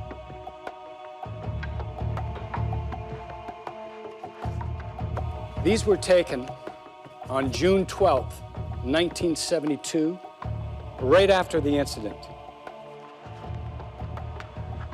We have asked for the report on the Windsor accident, and our American colleagues were also volunteers to give us a lot of details. Now, we had an American Airlines flight from Detroit to Buffalo have its cargo door blow off.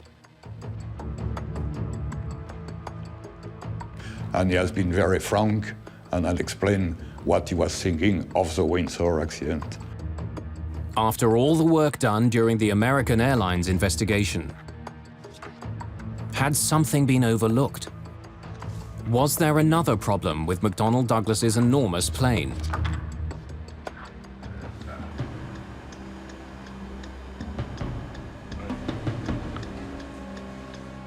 With the information from Chuck Miller, French investigators take a closer look at the plane's cargo door. They make a shocking discovery. There is no new problem. It's just like the American Airlines case all over again. The latches that are supposed to hold the cargo door closed aren't locked.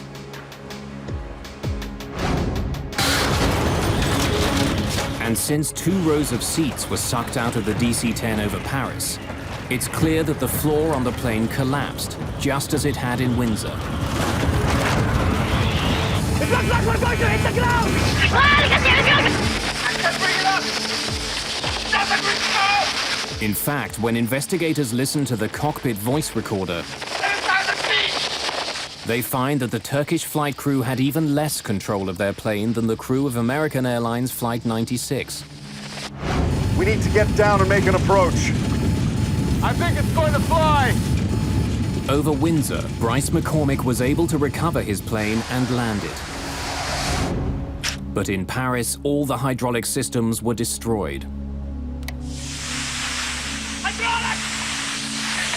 We've lost it! The hydraulic fluid helps crews move the rudder and elevators on the tail. Not being able to control them meant the crew couldn't keep their plane in the sky. The basic problem was the Paris flight was much heavier in terms of the number of people on board. The floor, when it collapsed with such a tremendous amount of pressure that it literally severed all the cables and controlled the back. They had no hope after that point. You and each of you solemnly swear that the testimony you're about Shortly after the crash of Turkish Airlines Flight 981, Chuck Miller is back in the United States. Our first witness this morning is Mr. C.O. Miller, Director of the Bureau of Aviation Safety of the NTSB. This time, he's facing questions from American senators. A potentially catastrophic design defect. A special hearing begins to find out how a problem that was identified in 1972 could bring another plane down 2 years later. Of course, our understanding up to this time, they all had been. What you've got to now discover is why wasn't that door fixed? Why would a major, venerable, mighty American corporation deliberately do something like this? Less than a month after the near crash over Windsor, the NTSB had made two very specific recommendations. Miller and his investigators recommended that a change be made to the locking mechanism. Engage the lever. They wanted to make sure that it was physically impossible for baggage handlers to close the lever without the locking pins being in place. They also suggested that vents be put into the floors of all DC-10s. This would rapidly allow the pressurized cabin air to equalize without collapsing the floor. But in the 2 years since the accident, neither one of these recommendations was implemented. There is a fundamental problem at the heart of aviation safety, and that has been in the United States for a very long time, and that is that it's the job of the NTSB to discover what's happened and to come up with recommendations as to how to prevent it happening again, but it has absolutely no authority to implement them. The NTSB does not have regulatory authority. They have to turn to the FAA, as they did, and say, we want these things done. And that's where the system went wrong. If the FAA, the Federal Aviation Administration, issues an airworthiness directive, planes are pulled out of service until the proper fix is made. But as serious as the problems on the DC-10 were, no airworthiness directive was ever issued. A so-called gentleman's agreement between the head of the FAA and the head of McDonnell Douglas stopped it from happening. The gentleman's agreement is the root cause of Paris. There is no question that if an airworthiness directive had been issued, as it should have been after Windsor, Paris would not have happened. It was an entirely avoidable accident. McDonnell Douglas assured the FAA that it would fix the problem voluntarily. An airworthiness directive would cast a shadow on the still fledgling DC-10.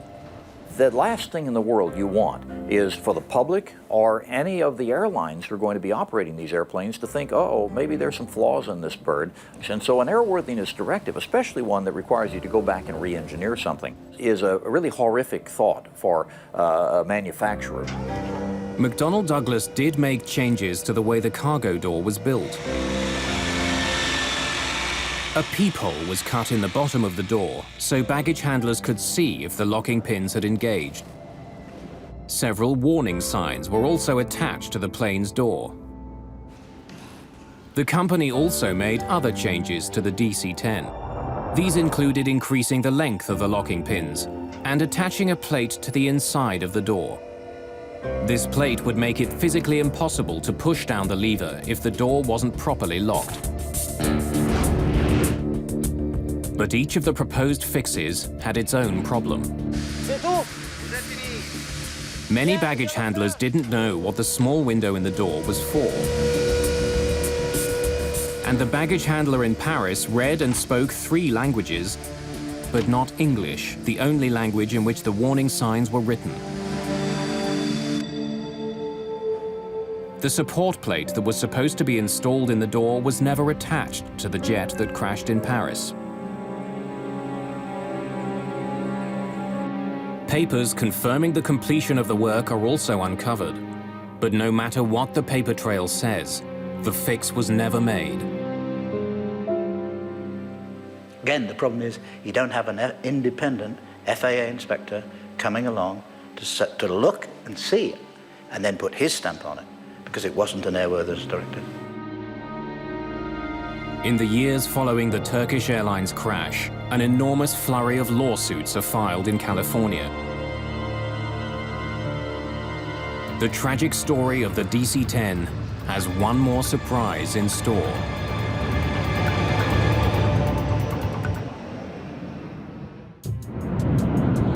It's 1974, and an unprecedented series of lawsuits are being filed against McDonnell Douglas.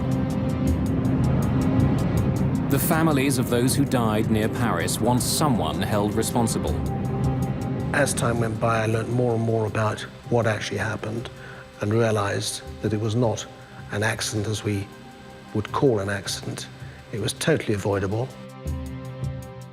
My goal was to expose these people. In the weeks leading up to the trial, lawyers who are involved in the case have access to the entire history of the DC-10's development. They're not the only ones who pore through the evidence. So does journalist Paul Eddy. We were determined to get to those documents and that testimony.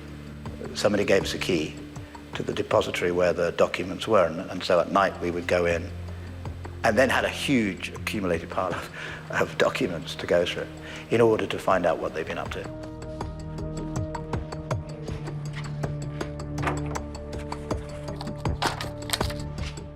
Reading through the immense pile of paper, Eddy makes an incredible discovery. A memo written by Don Applegate, the director of product engineering for Convair, the company who'd built the cargo door for McDonnell Douglas.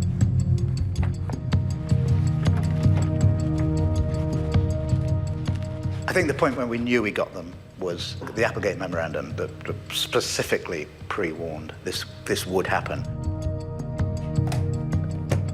The memo is a damning indictment of the cargo doors that were being made for the DC-10 and the lack of venting in the cabin floors. It warns that it's only a matter of time before there's a major disaster involving the doors.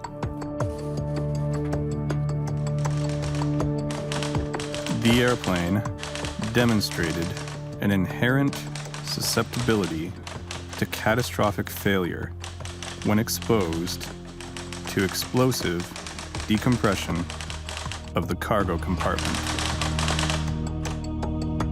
The memo, written just weeks after the near disaster in Windsor, recommends that immediate changes be made to the DC-10 cargo door. You know you've got them. You know you've got them because you know they knew. During the court case, another chilling find is made. Not only did McDonnell Douglas know about the problem after Windsor, they knew during the development of the DC-10. 4 years before the Paris crash, 2 years before Windsor, the cargo door failed during a pressure test. The company knew there was a problem, but the fundamental design of the door stayed the same.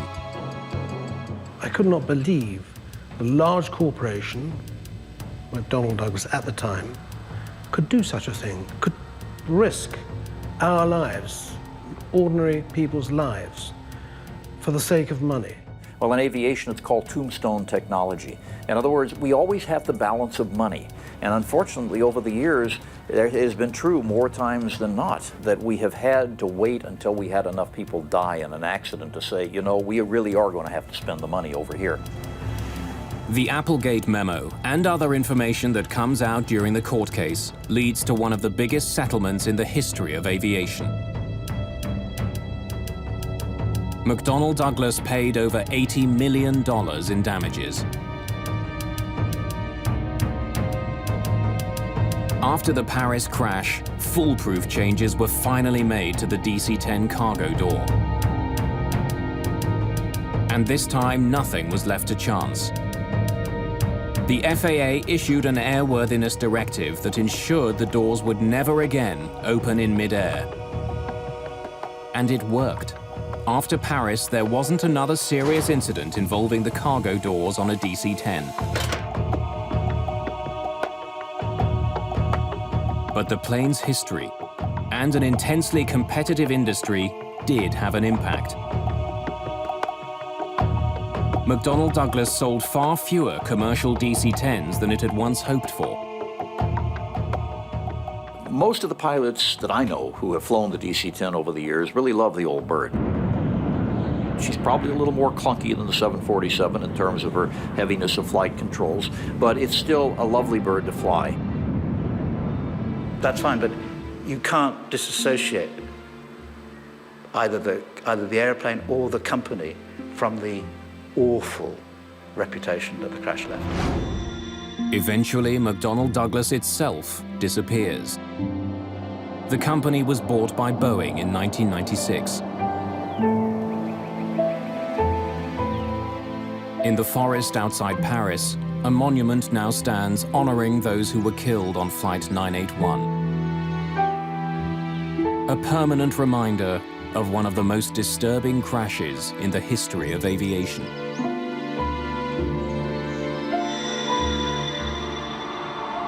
You never forget. And I've gone on to lead my life for 30-odd years, but I've never forgotten. People to this day will think it was an accident, and it wasn't.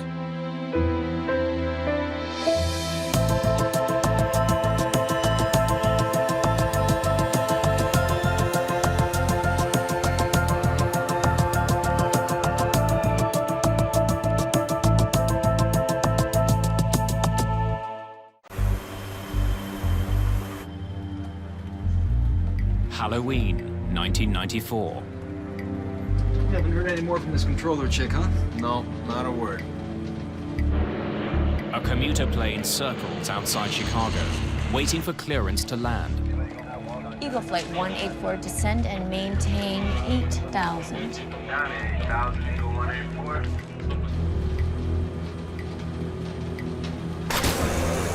Without warning, the controls snap to the right.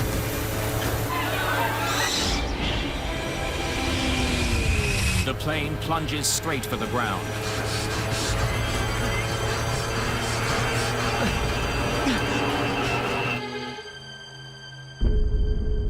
The behavior of the crew and the air traffic controllers would be examined. Pilots would question the safety of an airplane. The airplane will have a nasty tendency to go out of control. Investigators travel the world for answers. The crash makes Roselawn one of aviation's darkest words. Mayday.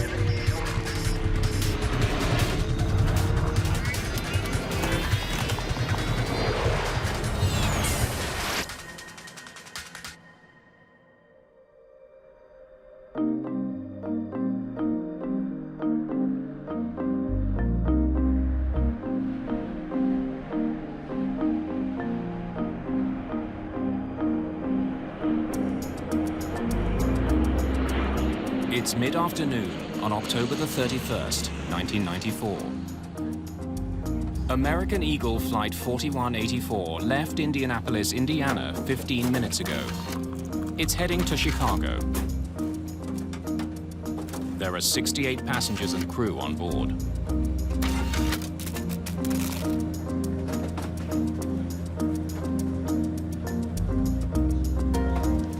Happy Halloween, cowboy.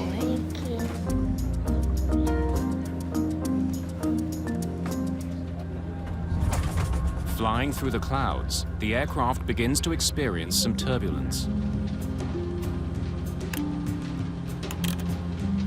I'm gonna keep them in their seats in this chop. No sense in taking chances. Captain Orlando Aguiar is in command of today's flight. It's supposed to be his day off. He volunteered for this flight to make extra money. His wife is expecting their second child. Let's see if we can get above this. Center, any chance Flight 184 can climb to 16,000?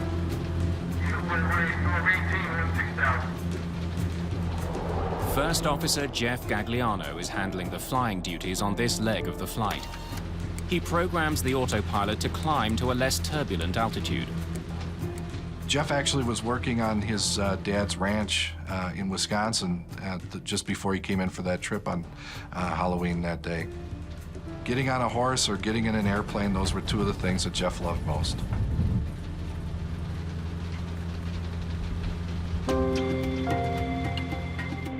Flight 4184 is an ATR-72, a groundbreaking new aircraft built in France.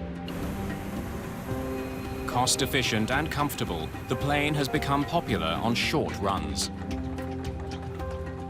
This flight is just one of 5 short hops the crew will be making today. It's Amanda Holberg's first day on the job as a flight attendant with American Eagle. She's paired with Sandy Modaf, a seasoned veteran.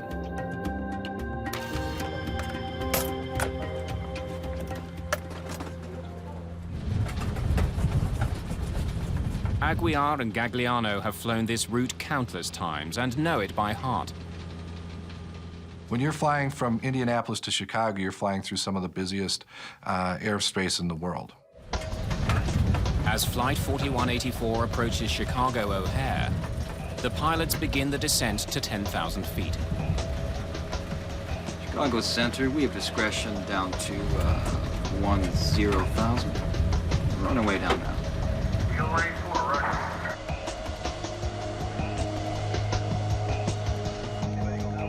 In Chicago, controller Michelle Willman is returning from a break. The trainee controller is still working under the supervision of a monitor. She's told that traffic into O'Hare is facing potential delays because of weather. She will have to be prepared to put some flights on hold. Operations into and out of O'Hare are handled on a priority basis. It's not necessarily a first-come, first-served basis.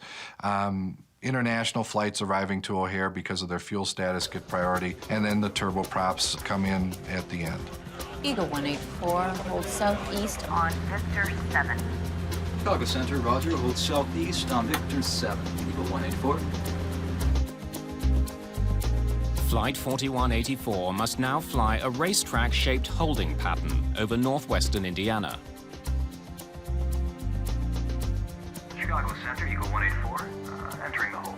Eagle 184, roger.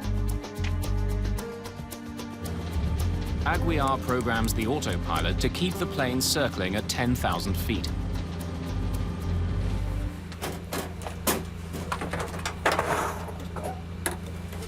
I'll go up front, see if they want anything.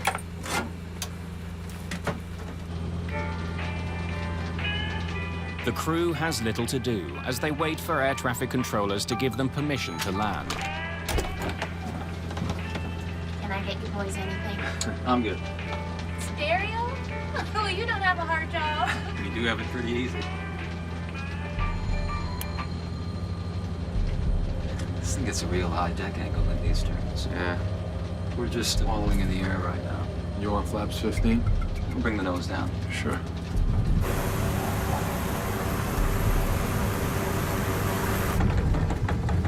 I guess Sandy's going ooh now.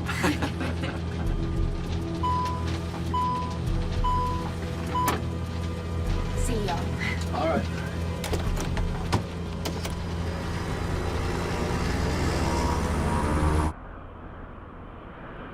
The crew needs to let the airline know about their delay.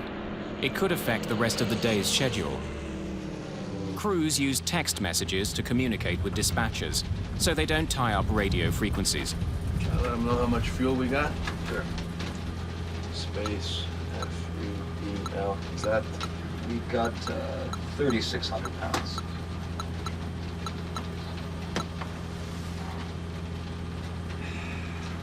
Well, folks, once again, this is the captain.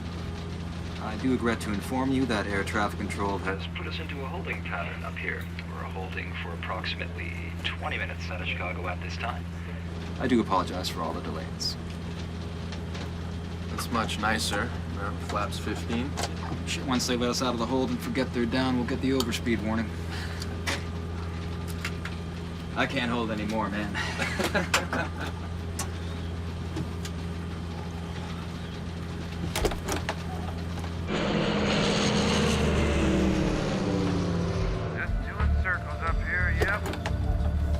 We got plenty of gas. We could be up here for a long while.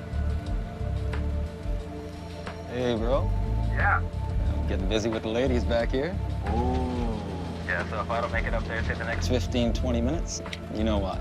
Okay, when we get closer To the touchdown, I'll give you a ring. Oh, no, I'll be up right now.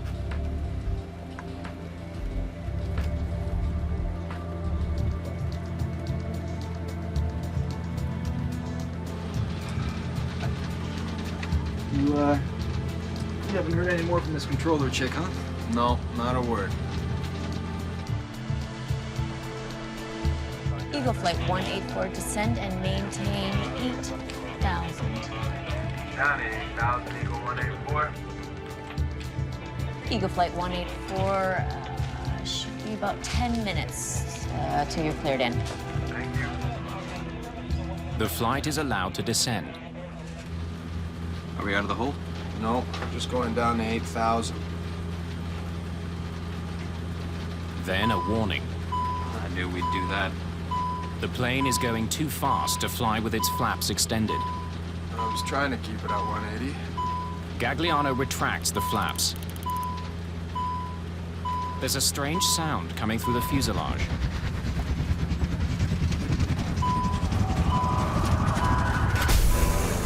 Suddenly, the control column turns sharply to the right.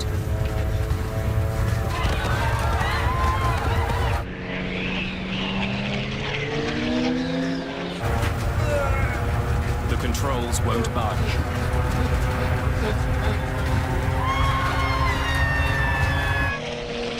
The plane is falling from the sky.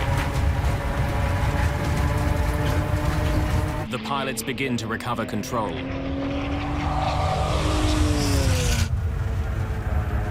But then it happens again.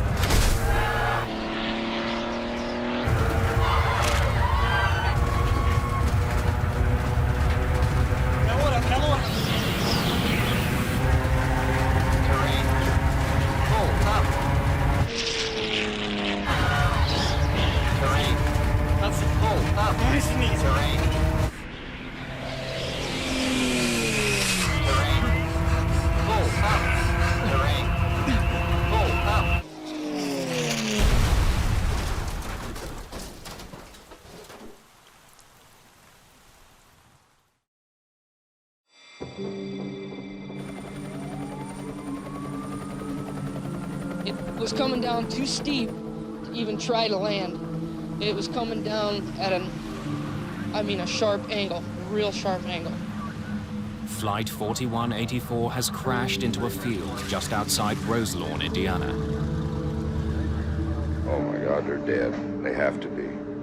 For the speed that it was coming down at. Hundreds of volunteers arrive at the crash site to offer help, but there's nothing they can do.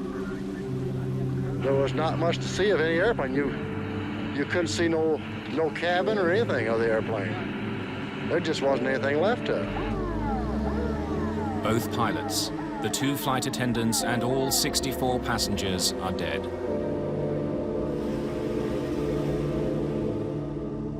The Roselawn crash would soon become one of the most important accidents in aviation history. It will lead investigators to new conclusions about a string of older crashes.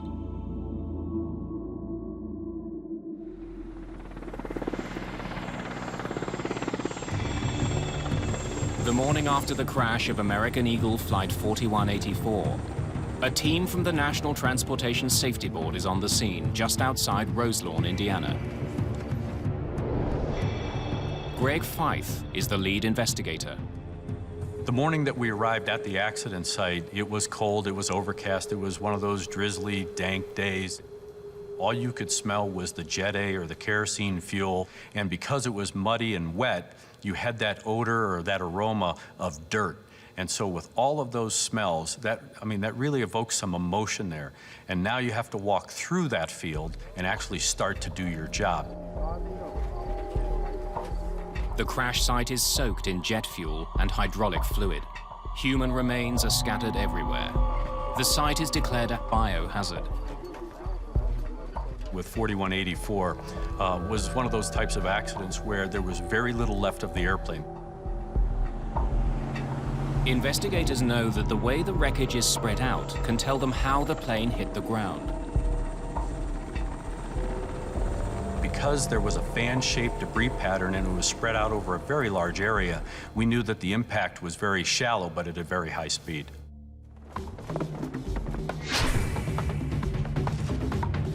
The airplane's 2 flight recorders are found intact in the tail. They're taken to the NTSB's labs for analysis. The data on the recorders could provide the clues investigators need to solve the mystery. But extracting the data takes time. In the meantime, investigators look for the location of key pieces of wreckage. The first things we typically look for are the 4 corners of the airplane. The NTSB's Bob Swaim leads that search. You're looking for the nose and the tail and the 2 wingtips, because if you can tell where the 4 corners of the airplane are, you get an initial idea of whether the pilot was in control or not. The plane's 4 corners are far from each other. The nose and cockpit are completely destroyed. This tells investigators that the plane hit the ground nose first in a shallow but rapid descent.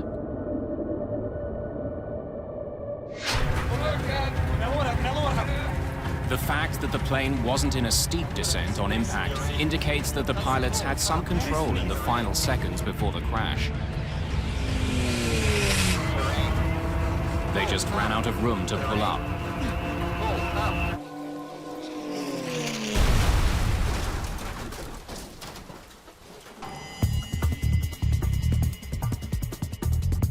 Investigator Bob Swaim, meanwhile, has recovered some of the plane's instruments, including its attitude director indicator, also known as the artificial horizon. It's a key instrument that tells pilots if they're flying level.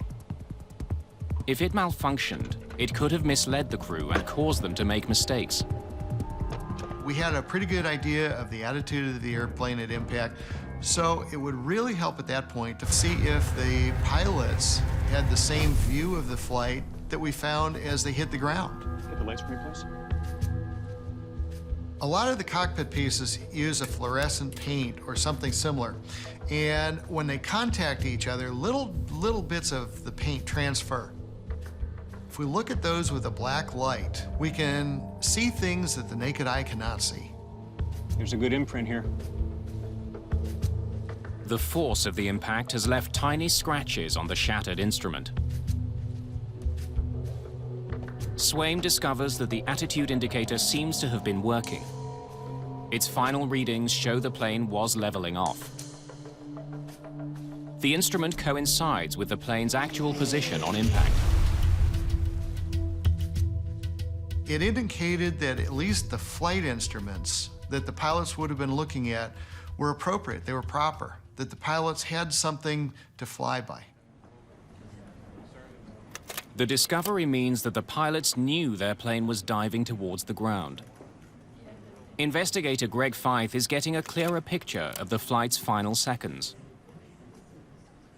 Now he wants to know about the history of this flight before it fell from the sky. One of the elements of the investigation, of course, was to look at air traffic control. Eagle 184 holds southeast on... Fife learns that Flight 4184 had been in a holding pattern southeast of Chicago for 39 minutes before the crash. When we looked at the air traffic control records, we found that the flow rate, that is, the number of airplanes that were going into Chicago O'Hare at the time, had to be reduced because of the weather moving through the area. Well, folks, I do regret to inform you that air traffic control has put us into a holding pattern up here. And because of the reduced rate into Chicago, we knew that 4184 was going to have to hold for a very long period of time. I do apologize for all the delays. One of the aspects that we found was that one of the controllers in the facility was relatively new. They were considered a trainee. Had an inexperienced controller put Flight 4184 in peril? Chief Investigator Greg Fife wants to know more about the weather conditions along the holding pattern. I want weather data, pilot reports, its atmospheric conditions, its Doppler radar, anything you can find.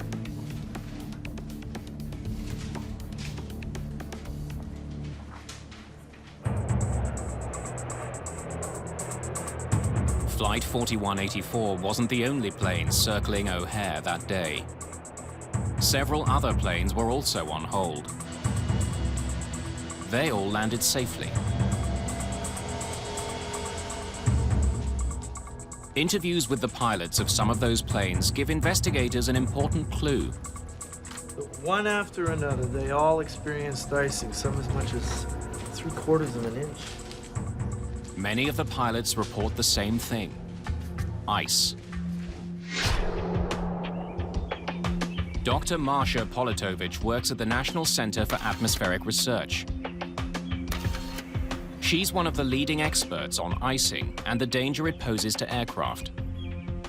It essentially changes the shape of the wing while you're in flight. It creates drag, it reduces lift, it causes performance and handling problems, and it's just not a good thing to have. Investigators examine weather records from the day of the crash. They find a disturbing pattern of reports of icing all along a cold front near Chicago. But the reports describe the icing as light to moderate. Perhaps the size of the commuter plane was a factor in this crash. Yeah, different planes respond to icing differently. A large plane will respond differently than a small plane. Reasons for that are both environmental and having to do with the airframe itself.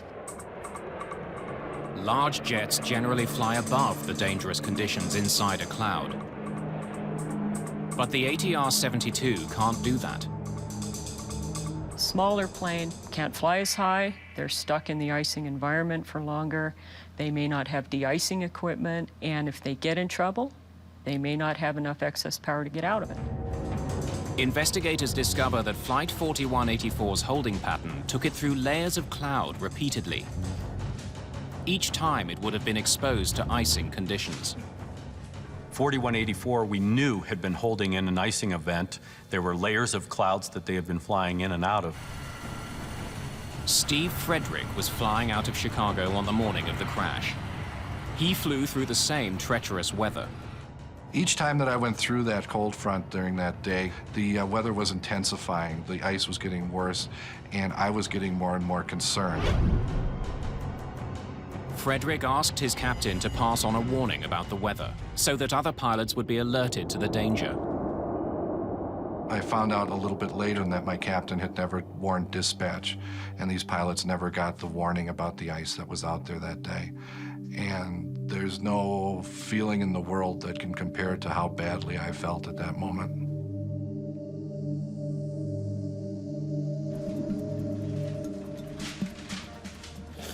Greg Fife knows that controllers had put several other planes into a holding pattern near Chicago. But they all landed safely after coming out of the hold. This means the controller had not put Flight 4184 in jeopardy. She acted correctly given the information she had about the weather. One of the issues about air traffic control is that the controllers can't just look at their radar screen and identify areas of precipitation or icing conditions readily. The controllers don't know that an airplane is sitting in icing conditions unless the pilot provides them with what they call a PIREP, or a pilot report. So if the crew, in this case, 4184, doesn't provide that information to the controller, then the controller doesn't know that an icing event actually is occurring out there. Fyfe and his team wonder if the flight crew simply didn't realize they were flying into icy conditions.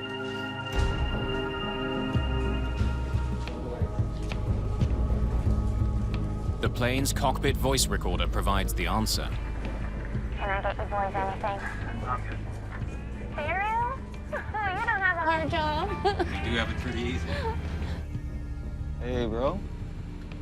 Getting busy with the ladies back here? Oh. At first glance, the crew's behavior seems unprofessional and undisciplined. The first officer was listening to some music. We knew that there were a lot of non-aviation things going on. One of the most contentious elements was how did that affect the crew's performance and their awareness to the situation that was starting to develop. Well, that's much nicer now, flaps 15. Yeah. Showing some ice now. But 9 minutes before the crash, the crew had noticed their plane was picking up ice. The pilots must have been aware they were flying through an area of aircraft icing. You haven't heard any more from this controller chick, huh? No, not a word. Then, 2 minutes before the accident, another remark draws the attention of investigators. Still got ice. I see what you mean. The crew knew about the ice. Now investigators need to know what they did about it.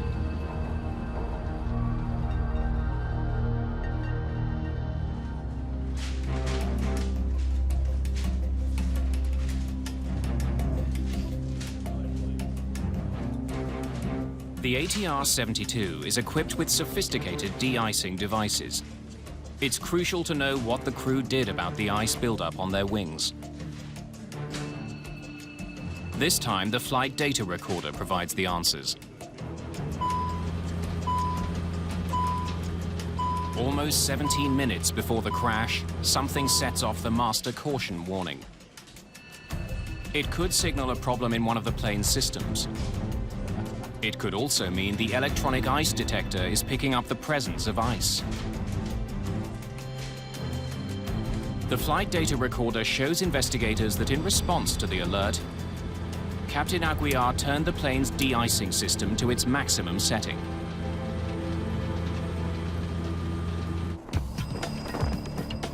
The NTSB's Charlie Pereira looks into the performance of the ATR-72. The icing alert system had sounded orally, and they heard it, and they activated protection systems on the airplane. And at the time of the accident, the de-ice systems were on.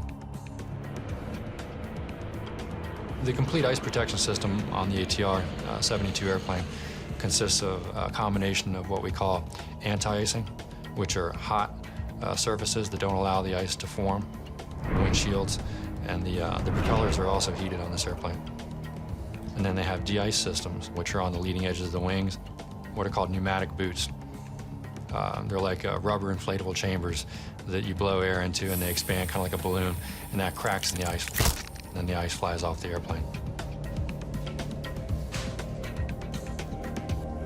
The flight data recorder shows that after he activated his de-icing system, Captain Aguiar also pushed the throttle forward slightly, increasing the plane's speed.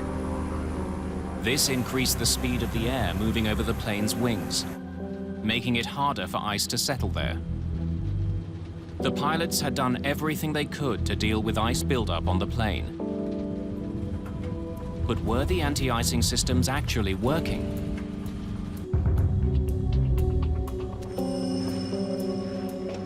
The shattered remains of that de-icing system are now the main focus of the investigation.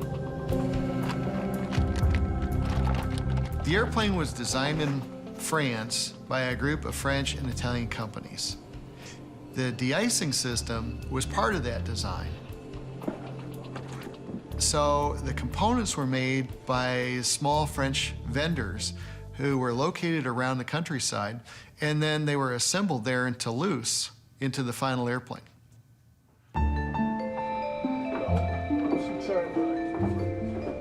Bob Swaim arrives in France with pieces of the de-icing system. I brought some pieces from Flight 4184 to look at. The key component to the de-icing system is probably not the black rubber boot that you see on the airplane, but the timer that's inside the airplane, or the timers and the valves that control those boots. The force of the crash has left telltale markings called index marks. They show the position of the valves at the time of impact. Swaim compares them to the original blueprints. Does anything seem out of the ordinary? The trip to France has led to yet another dead end. There was nothing wrong with the plane's de-icing system. Thanks a lot, appreciate it. Thank you. Investigators are puzzled. Showing some ice now. If the crew knew they had ice on their wing and their de-icing system was working, why did the plane crash? Other pilots think they know the answer and decide to speak out. Their decision will dramatically change the course of this investigation.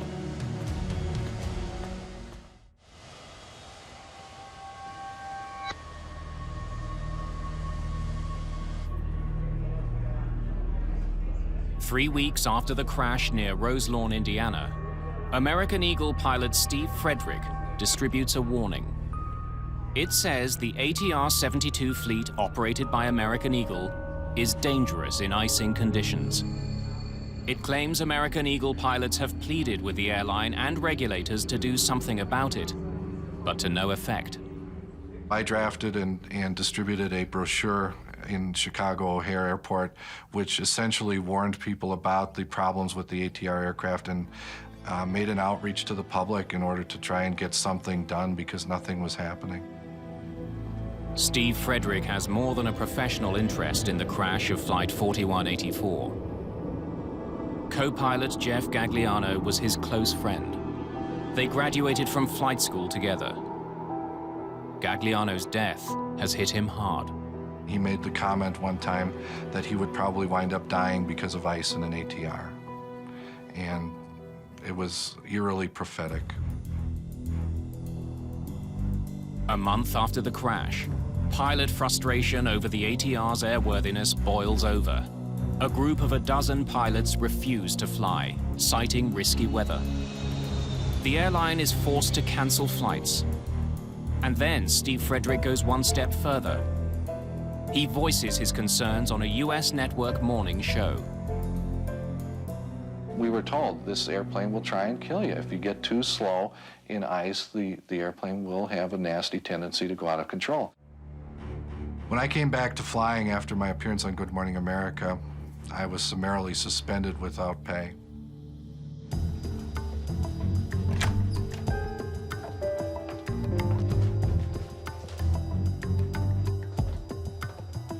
The public protest leads investigators to wonder if the ATR-72 has a deadly vulnerability to ice.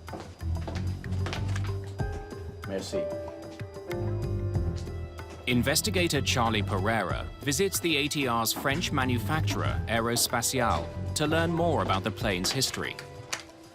We embarked on a research effort to try to identify all previous ATR 42 and 72 roll control incidents. He finds a disturbing pattern. And about five of those were found to be similar after the fact in our review to the Roselawn case. One such incident took place in December 1988 in Mosinee, Wisconsin. An American Eagle ATR 42 had been preparing to land in icy conditions at Central Wisconsin Airport. The airplane was on approach in severe icing conditions, described as freezing drizzle and freezing rain. Captain Mike Bodak was the pilot that day. We were just on the last 2 legs of our trip before we'd be done with work. And we were doing our descent. Everything was proceeding normally. Negative ice, just wet. I'll call the flight center, let them know we're turning inbound. I hear in the tail a sound like that, but it just got louder and louder. We have no idea what is occurring. I thought initially a propeller blade may have come off. It was as if the steering wheel wasn't connected to anything. The plane stalls. Its wings can't generate enough lift to keep it in the air. As I see I'm not getting any of the airplane back, I come up on the power levers all the way. The engines are now really trying to fly. And at this point, I'm getting some of the airplane back, so I make a forward motion to try and break the stall. And it's still going terrain, terrain, and I don't have the airplane back yet. And my first officer says, and I say max RPM. He throws the props from 86 to 100%. And instantaneously, boom, we fly out of the stall. The plane is less than 1,200 feet above the ground. Captain Bodak has learned a sobering lesson about the ATR. There was no warning. The plane stalled without any warning. Planes do have warnings for stalls, but in this case, there was no warning. I got the first warning that I was in a stall was I was in a stall. But other pilots weren't as lucky. An ATR-42 operated by an Italian airline was flying over the Alps en route to Germany in October 1987. The plane lost control and crashed in the mountains, killing all 37 people on board. Ice was the main factor, but the final report blamed pilot procedures. For investigators, it's really important to look back at historical information about any airplane. You want to look for trends.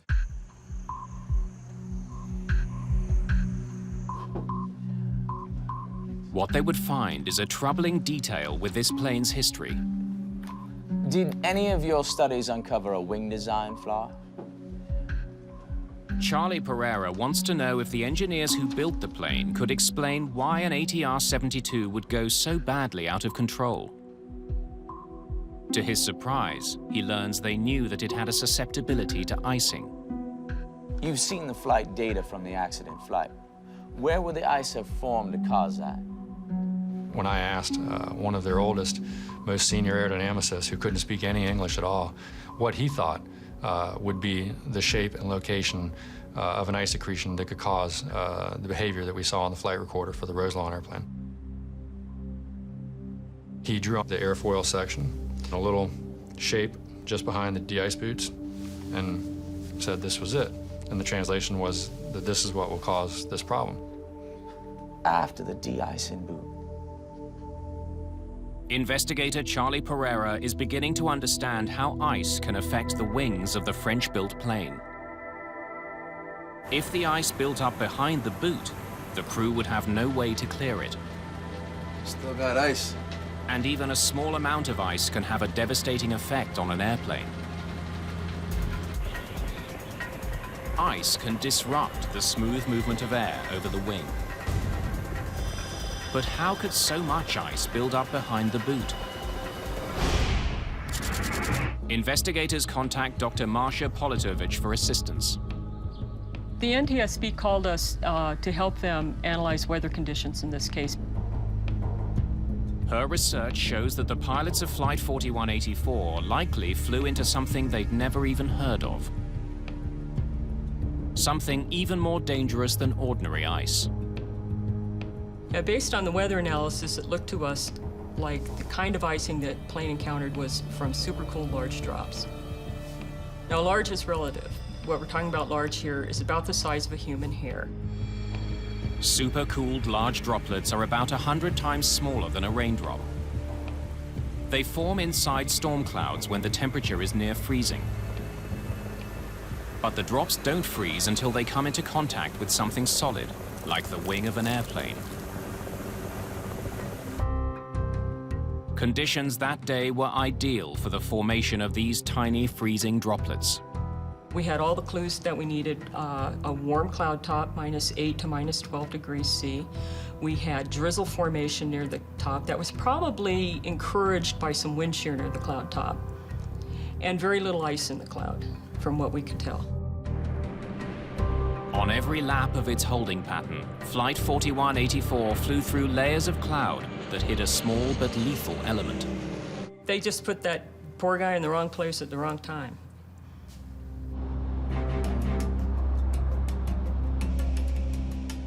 Investigators learned that supercooled large droplets have a distinctive way of accumulating on an aircraft wing. Ordinary ice accumulates on the leading edge of the wing, where de-icing boots can get rid of it easily. But SLD act differently. These supercooled drops hit the wing and slide back over it before freezing. This forms a ridge behind the boots, out of reach of the de-icing system. So as 4184 was flying in that type of environment, rather than the water droplet freezing on the protected surface of the de-ice boot, it actually ran behind the de-ice boot and froze on the metal surface.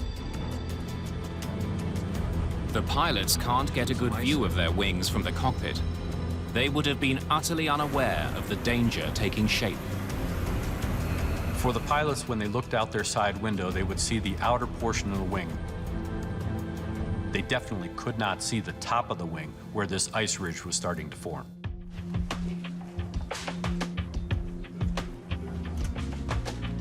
For Greg Feith, the investigation is coming to a head. His investigators think they know why Flight 4184 crashed, but they can't prove it. To make matters worse, the plane's manufacturer suggests that the Roselawn crash wasn't caused by an ice buildup, but by poor piloting. The NTSB thought it was an aircraft problem, and the French aircraft manufacturer thought it was a pilot problem and not their particular product.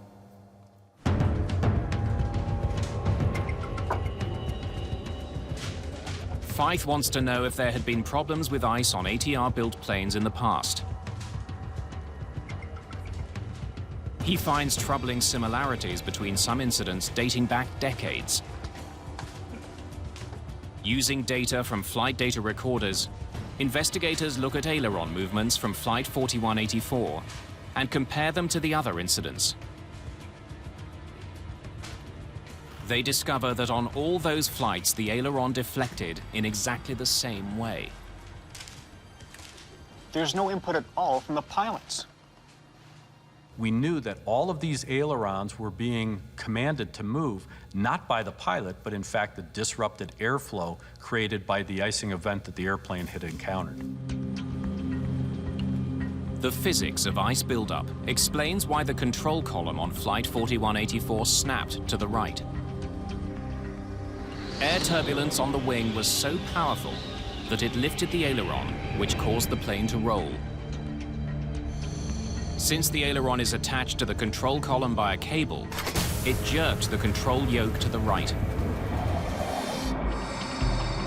The force of the turbulence pulling on the aileron was so great that even two pilots trying to countersteer weren't able to bring the aileron back down. The forces were determined to be about 250 pounds, so for the pilot, it would have been trying to roll against 250 pounds of aerodynamic force.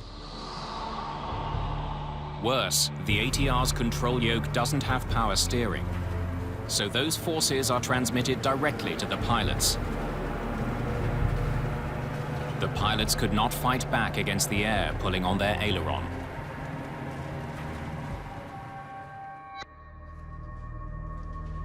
For Chief Investigator Greg Feith, supercooled water droplets that left a ridge of ice on the wings are now the prime suspect. But how to prove it? Now the real analysis began because we had to understand what was going on in flight with the airplane. We had good flight data recorder information. It only told us what happened, didn't tell us why it happened. We had to try and model this icing event some way. At the time of the crash, NASA was just beginning to study the effect of supercooled large droplets on airplanes. Back in 1994, pilots didn't know what SLD or supercooled large droplets were. There was very little information in the pilot community, and there was actually very little information in the aviation industry about SLD.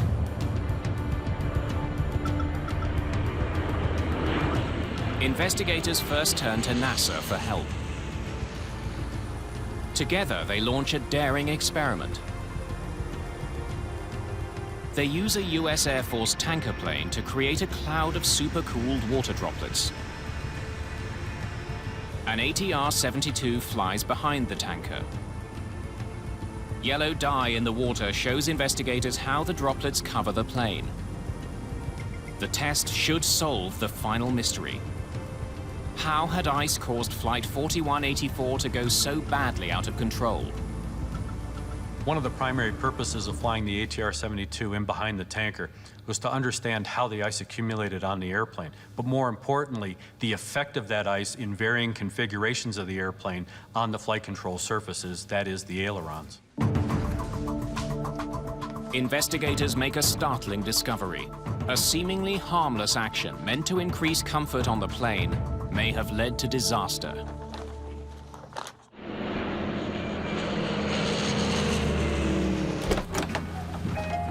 Can I get you boys anything? I'm good. While American Eagle Flight 4184 was holding, Captain Orlando Aguiar notices that the nose is tipped quite high. This thing gets a real high deck angle in these turns. Yeah. Captain Aguiar knows that the plane's high nose angle was producing an uncomfortable tilt in the passenger cabin. You want flaps 15? I'll bring the nose down. Sure. Extending the flaps would have the effect of lowering the plane's nose, making the ride more comfortable. I guess Sandy's going woo now. When investigators duplicated this maneuver, they found that it had a dramatic effect on where the ice ridge formed on the plane's wing. The flaps made the icing problem even worse. By exposing more of the upper surface of the wing to the oncoming water droplets, and that's one of the reasons why we got the ridge of ice where we got it, was because of the flaps 15 configuration. That's much nicer now, flaps 15. Yeah. The crew of Flight 4184 is unaware that a ridge of ice, more than a centimeter high, has built up on the surface of their wings.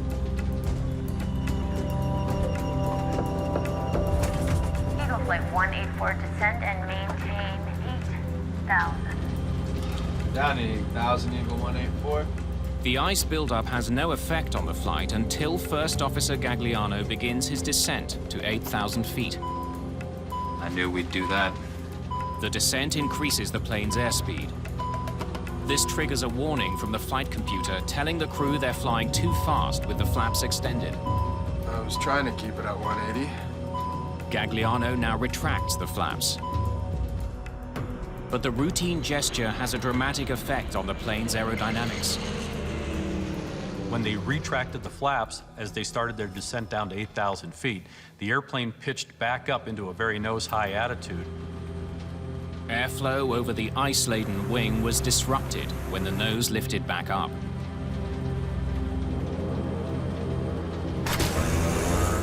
That created the turbulence that pulled up the ailerons, sending the plane into a roll. The plane stalled and tumbled from the sky.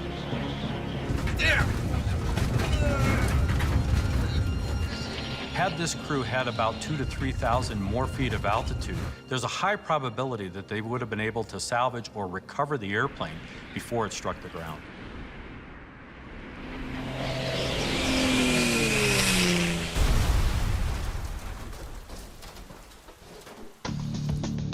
The NTSB has uncovered a deadly flaw in a popular airplane. There's a growing concern that unless something is done, this kind of accident would soon happen again. Investigators conclude that problems with the ATR's wing design make it vulnerable to this menace. The agency that regulates US aviation takes drastic action.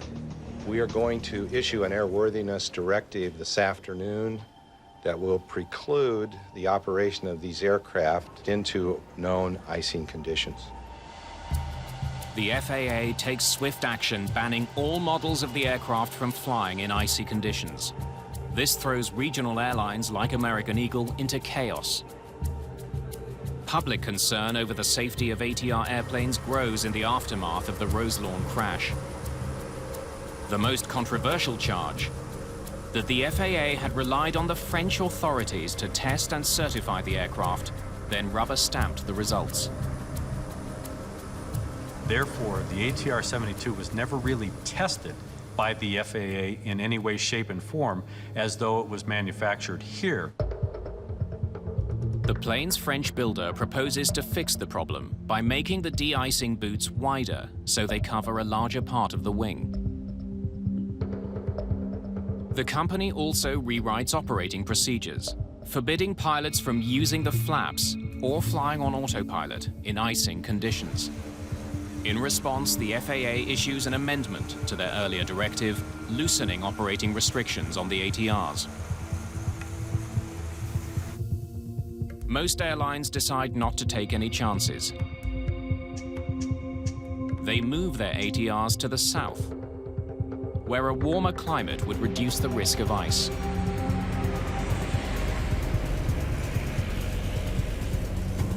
The crash at Roselawn set off a flurry of new research into aircraft icing and the conditions that produce it. There's a lot of weather data out there. Satellites, radars, surface obs, and it just keeps getting bigger and bigger, the collection of data. New techniques in forecasting are being developed to show pilots where icing is likely to occur and help them avoid it. But we're working on ways to get it to the people who need it. Dispatchers at airlines, meteorologists at airlines, and now even into the cockpit itself. Many of those changes will take time to come into effect. Pilots like Steve Frederick think that time will cost lives. The problem that exists is that there is no technology available today to the pilots or anyone on the ground to accurately forecast or predict where these situations of bad ice are going to occur. Once these airplanes have been exposed to the bad ice, it's too late because these are no longer airline pilots, they're test pilots. And that airplane can fall out from under them and their passengers without any warning and in the blink of an eye.